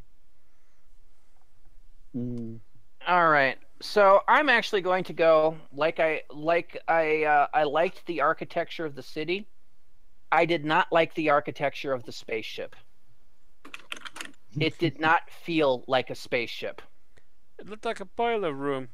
It looked like a boiler room. And in fact, it got to the point where you have the engine. The engine of the ship is a box. A freestanding 3x6 rectangular box with a couple of giant wrenches on the side. It wasn't the boiler room. It There were no red lights. It literally looked like something you would have made in like Minecraft or some shit. Well, it looked like something that they very quickly hodgepodge together with a whole bunch of on-set assets and then put a big fan thing underneath it. Just because it's sci-fi, you have something to knock down there eventually. If the engine had looked like a huge boiler, I would have bought it more. It looked like a freestanding server with a couple of things on the side. No. To be honest, I didn't realize that was the actual engine itself. I just thought it was like a piece off to the side of it. No, he calls it the engine. A cold fusion engine, and it's this little box. Not really hooked up to anything except for basically some power cables. Not industrial power cables either, just freaking cords. I'm like, no. No, that's the thing about Star Trek. They designed an engine. It looks like a fucking engine. Looks like this big giant glowy thingy that's coursing power through it. Yeah, and this looked like crap. It, honest to God, it did remind me of a classic Who episode. It reminded me of a later Who episode when they had no budget. Ooh, burn. Now that I think about it, they have Bill point out that it's like this thing, and then there's a big open area, and it makes it the way she's like, why would it be like that? Makes it sound like there'd be more to it. Yeah, and then it's just that it's a big square in the middle of an open fan vent. Yeah. And then now that you mention it, yeah, that is some weak sauce engineering because it looks it looks like a chrome box that you just could. I was actually half waiting for the doctor to literally push that box off the ledge. Yeah, that was some terrible set design. Because now that you mentioned that is the engine, period, and I'm like, oh no. So basically, you agreed with that line they give Bill, where she's like, the people who built in here should take notes from the people who built out there. Yeah, because it literally, I don't know, it looked nothing like you would expect a spaceship to look. Absolutely nothing. I mean, I understand that it's a cryo ship. It looks exactly what the inside of a spaceship should look like if you only watch Space Mutiny. Yeah, I mean, we'll get to what the inside of a spaceship should look like later on when I make a point. Okay. But no, it's just for me, the entire set was a letdown. I mean, if you want a cryo ship, take a look at like Alien. That's a grimy, gritty cryo ship, but you clean it up a bit, you add a little more lights. Yeah. Still would look more believable than this. Again, the ship from Alien, I mean, granted, there's the theory that it's been cleaned, but if you assume that the Vardy have been leaving it alone, the ship from Alien would have set a perfect tone for this too, because at that point they're, in a race to save humanity, essentially. Yeah. A major sloth of it, yeah.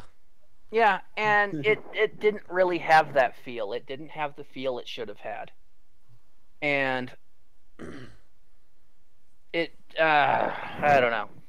Okay, so scene that you liked. And Aaron, you're up first. Scene that I liked. Let me see here.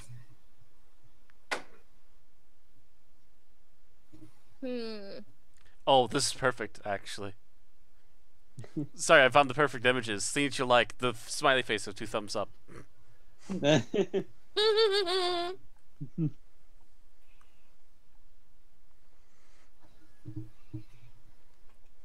I think I like the scene where Bill is actually entering. I know it's a small scene, but it's the one where she's entering and looking at the old woman lying on the table. She's dead, apparently. And, like, the emoji, it cuts the emoji on her back, and the look is of surprise. I thought that was a pretty good use of the emoji badges. Mm-hmm. If you guys know what I'm talking about. Yeah, just as she pulls Oh, back you're the saying curtain. on Bill's back. Yeah. Yeah, on Bill's Okay. back. Because wasn't there a dead emoji in that scene, too? Yeah, there was a dead emoji. Yeah. There was an emoji, I believe, with the eyes closed or something. Eyes And there's closed an I think and it was mouth X'd mouth. out. X'd out, yeah. Yeah, the mouth. Yeah. Which is a bit weird, but whatever. But yeah, that's mine. Mostly just because of the editing made it kind of nice and stand out.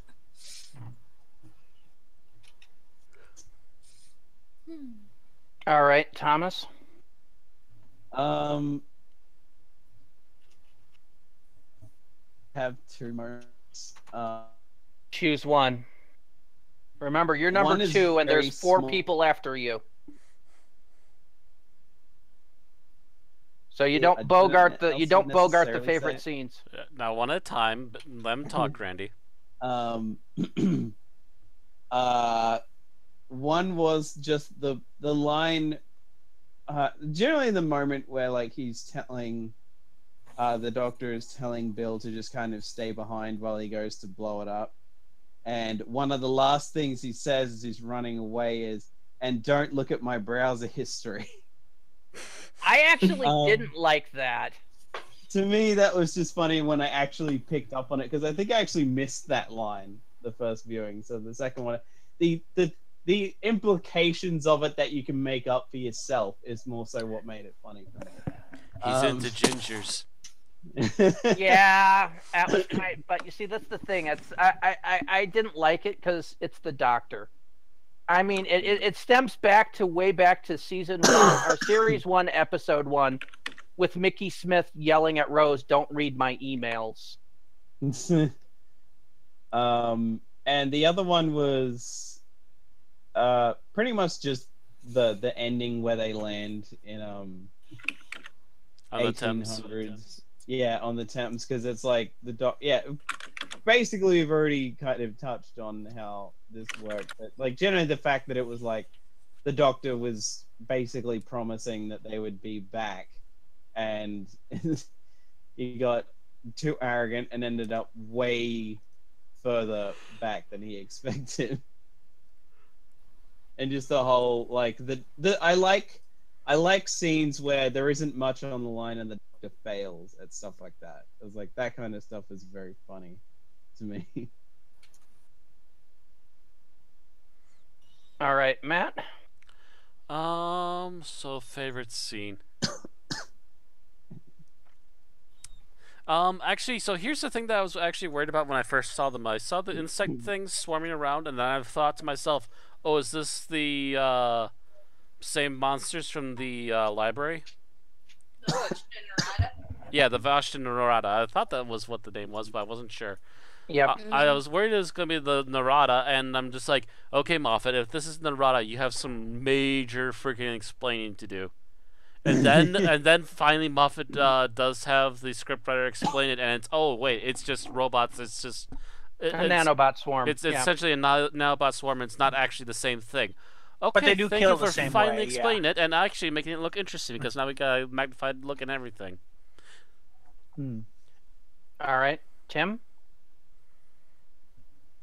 I really liked the scene where the doctor is trying to like put on the facade for the robots, but then he reveals to Bill like just what the fertilizer is being made of. That Are you saying the whole and did I sound convincing? Did I convince myself? yeah.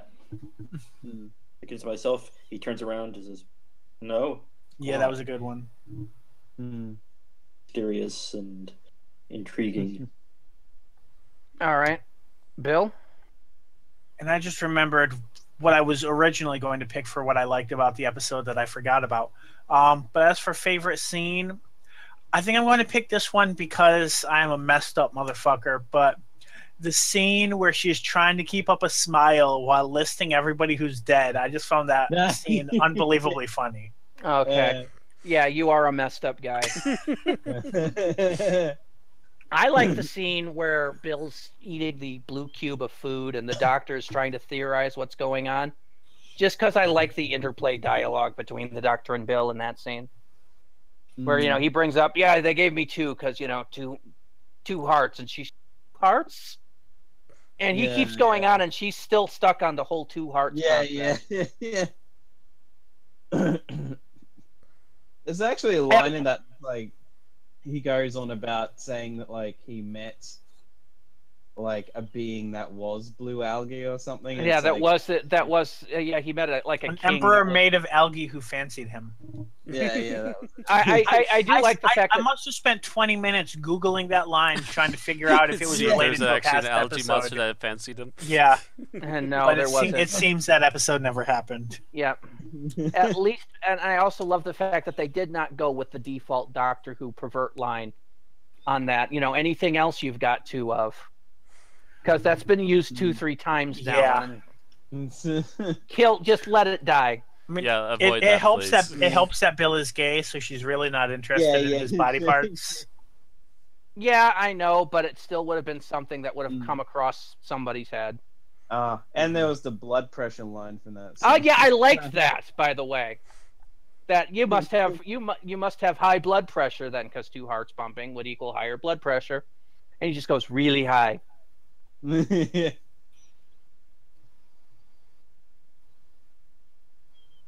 Okay, so now we go to worst scenes. And Aaron, you're up first. Worst scenes. Skull emoji.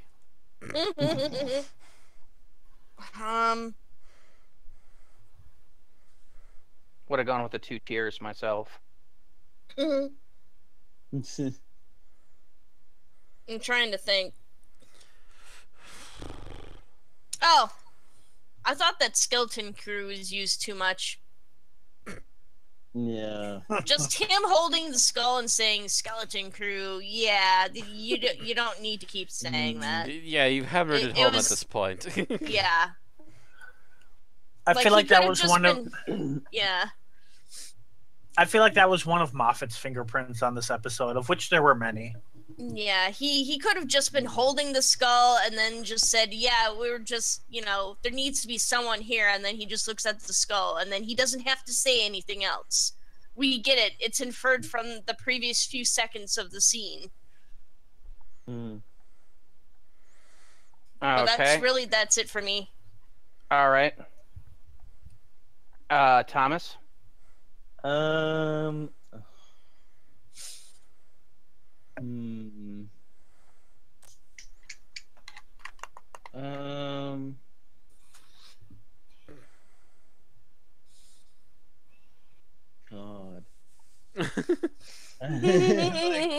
It's weird because, like, thinking about it, there probably was stuff, but I just trying to think of Thomas, you need to take notes. You might have to take notes just so you can remember things. Some people need notes. Some of us just do it off the cuff. Yeah, pretty much.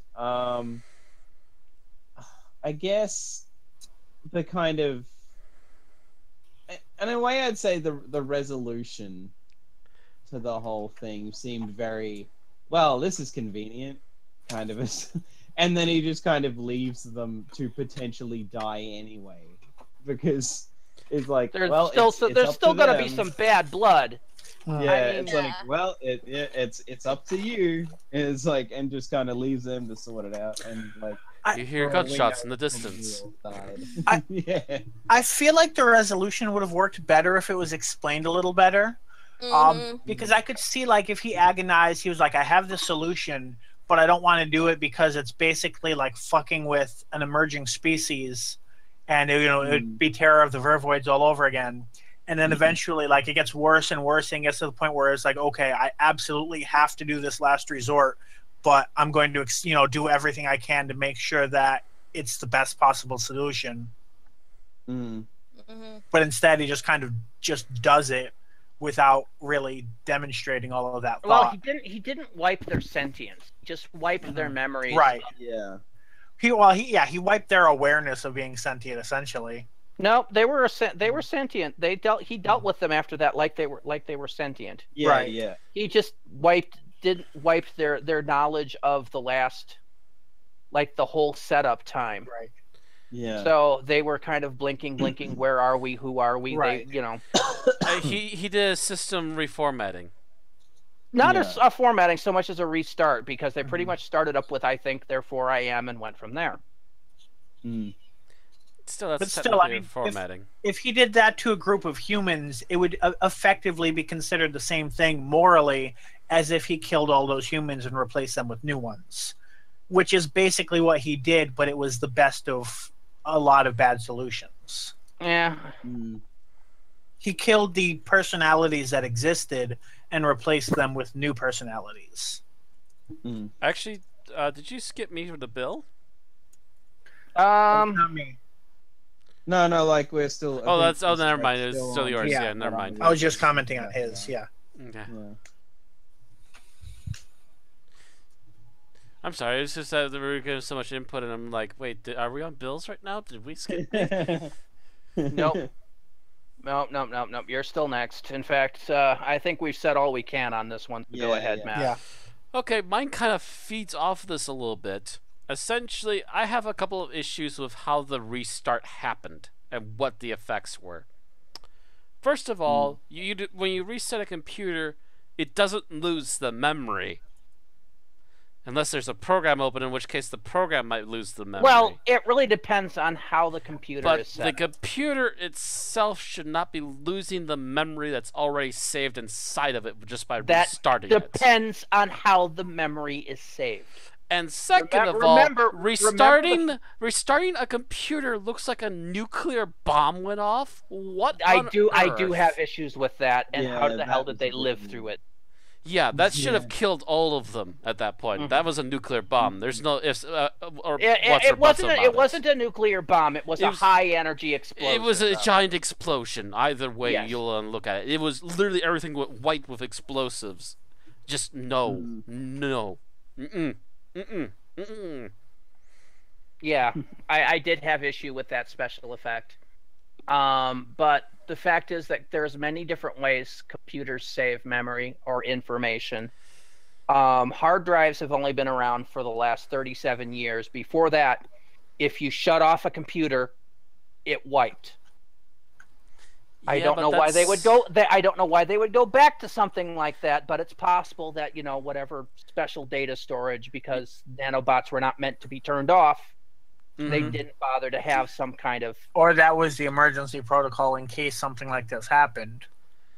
And again, reformatting the computer would have been more in line with what they did instead of actually turning it off. Because, again, I doubt that they would make it work like that. But they don't explain it well. They don't explain it well enough. The way the doctor described it was more like he turned them off, accessed the memory while they were turned off, deleted that partition, and then turned them back on. Like, I guess almost like safe mode. Like a safe mode delete then, maybe. Yeah. Yeah, like that's the still a impression little I bit got. fishy. It's First of all, it's very hard to equate any of this to Windows, because it is literally apples and oranges. Especially with the psychic screwdriver. Yeah, it's very hard. Sonic, because you got to remember, you compare Windows to operating systems from the 1960s and 70s, and they're completely different animals. Hell, you compare Windows and Mac, and they're almost different animals. I like Oregon Trail. But the fact is that you are talking about a computer system made thousands of years in the future. It would be completely alien to us as to how it worked. So. Again, the problem is the way that the doctor kind of described it, and maybe I didn't quite get all of it, but I got the general gist of it, and it was still kind of iffy explanation. But again, the way that they represent how that entire cleanup happened was a huge no-no. All right. So, Tim. I was sort of questioning after the big restart. You see the young boy is sitting at the table calmly, just accepting it. Whereas before, just before the restart, he was just about to cry, like, "Where's my mom? Where's my mom?" But then, Yeah, that was a little bit of a weird 180 in acting I personality. forgot about him. It would have been better if he was sitting there depressedly drinking something with a couple of the other adults trying to comfort him. Mm-hmm. You know, like he would do something to somebody with grief here, have some hot chocolate, kind of thing. Yeah, or even just Bill, like just generally there comforting him. Mm-hmm. And then maybe turning her attention back to what the doctor's saying now and again. Yeah. It just, it was a little too much. Again, Okay. really iffy. Bill? All right, so one of the things that we tend to bitch about is when a character backslides and loses development that they already had. And it's very difficult to do that after 2 episodes. But last episode, the climax hinged, or one of the climaxes hinged on the fact that Bill is extremely genre savvy and knows a lot about science fiction. And then in this episode, we had Bill looking at what is obviously a cryo ship to anyone who's ever watched a sci-fi movie or TV show, going, "I don't understand. What are you talking about? What's that?" And I was just so angry watching that scene. I could see it in a way. It's one thing watching it on TV, and it's another thing to be completely faced with the reality of it. So it could just that didn't seem to be a problem she had last episode, though. Yes, but she was still in an environment she understood. Most of it was going on, you know, in modern day Earth, London, and there was only a few points that was elsewhere. But I agree it was probably too much. All right, so what I didn't like the worst scene was that same garden scene that people liked before. And what bothered me is they obviously mulched these bones into powder. Why didn't they mulch the skulls? I feel like that was because the skulls were like they were waiting to get ground into the system. They just hadn't. And why were they under the mulcher? That I didn't figure out. Yeah, because under the mulcher should be where the powder goes, which would eventually feed into the fertilizer feeds. I mean, that's more dramatic. That's simple physics. That's gravity. And you can't tell me that planet doesn't have gravity and that the mulcher feeds are not using it. So why were the skulls under the mulcher? It made no sense to me. To scare the doctor, except that would be illogical. Yeah. It was obviously there because skulls are scary. Someone play that Bruce Wayne clip. Raises too many questions.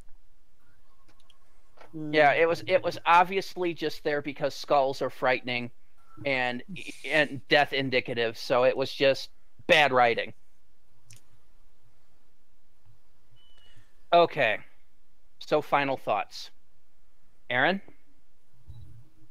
I really liked this one. I didn't find too much wrong with it. I like the play between the doctor and the companion. I actually like Bill as a companion too, although I do find some of her questions to be a little bit annoying. And I thought this was kind of an interesting story based around like a very millennial concept of the emoji. And like I said, I enjoyed the psychological aspects of using emotions to manipulate others and using them to change your environment and, you know, in a fight for survival, really. Yeah. Okay. Thomas? While I didn't think the episode was terrible by any means, I've watched it twice, I can't remember much from it. So ultimately, It's because you're a Vardy. um, so yeah, this one ended up being, while not bad, like generally like a bit forgettable, because I can, like, I guess technically I watched like the second episode, or like the first episode of this series, not long before we did the podcast for that, but like even then, You only finished watching this like what 2 hours ago again for the second time? Yeah, Something like that. that's So what I yeah, mean. it's not that So, long ago yeah. either. Yeah, so the fact that I've watched this twice and can't remember much, yeah, like, yeah, it's generally it's in the long run this will probably be a fairly forgettable episode for me. All right, Matt, and we have less than 10 minutes left, so let's So try to snappy. rush Yep. I generally there are a few little hokey flaws here and there, but overall I think the plot still stands as a pretty decent one, and I also like the little throwback references, and the character in between tends to be pretty good for the most part in this episode. All right, Tim. I think the season is off to a great start with these first 2 episodes. I had no really problems with the way it's done. It had a very good feeling, tone and feel to it, and I liked how it develops the character of Bill further. All right, Bill.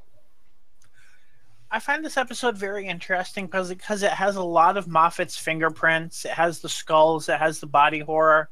The emojis are a perfect Moffat idea. But it also has some of the hallmarks of Frank Cottrell Boyce's previous script, with the idea of a very interesting exploration theme in the beginning, but kind of a rush together end. So it definitely feels like a collaboration between the two of them. Unfortunately, it doesn't feel like either really made up for the other's weaknesses, and it comes to be kind of middle ground. I largely agree with Bill.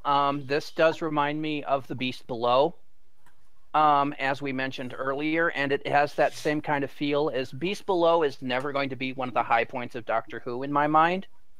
It's one of the episodes my brain easily skips over, and I feel the same way about this one.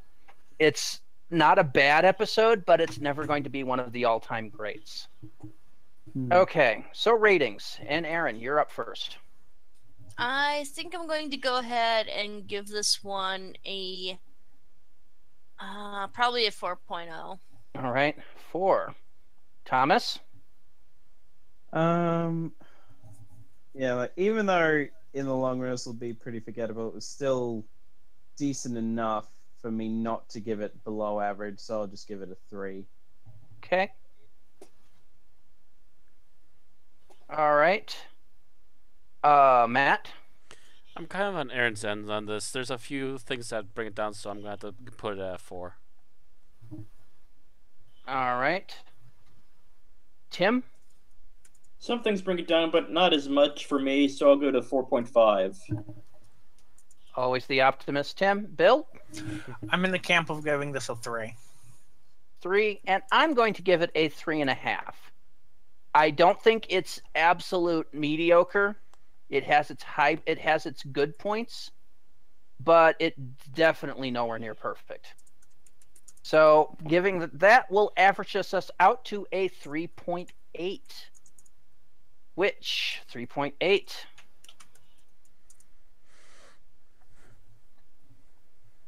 will put us at around about number 103 out of 198. So we are in the lower half of the things we've reviewed. Ouch. Ooh. This is technically the basement dwellers, but not the absolute basement dwellers. Indeed. It comes in exactly, by the way, now that the sorting is done, at where to go?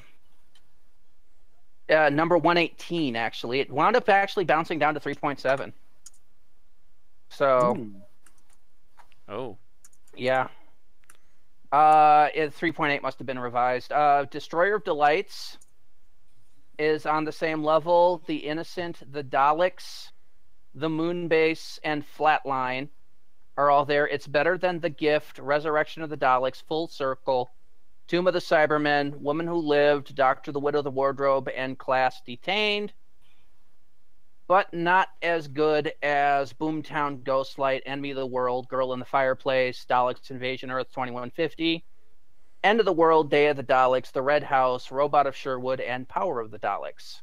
Speaking of that, Mr. Science Theory may have referenced the Girl in the Fireplace.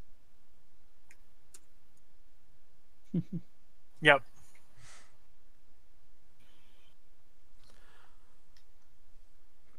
So anyway, that's that. I guess it's time for closing. Yes, indeed. That is the final thing we have to say. Yep. All right. Well, if you'd like listening to us, please go ahead and like the video to show us how you feel, and subscribe to us on Twitch so you can get our same day podcast. Either listen to it live or catching the record on Twitch. You can also subscribe to us on YouTube to get that a day or two later. And if you want to follow us for news and updates, you can do so on Facebook and Twitter. All right. So next week, we are going to, as we have mentioned, one of Doctor Who's most popular landing places in its history, Victorian London, in Thin Ice, written by Sarah Dollard and starring Peter Capaldi as the Doctor, Pearl Mackie as Bill Potts, and maybe Matt Lucas as Nardole. We'll have to see on that one. Mm-hmm. Alrighty. See you next time. See you all Good next night. week.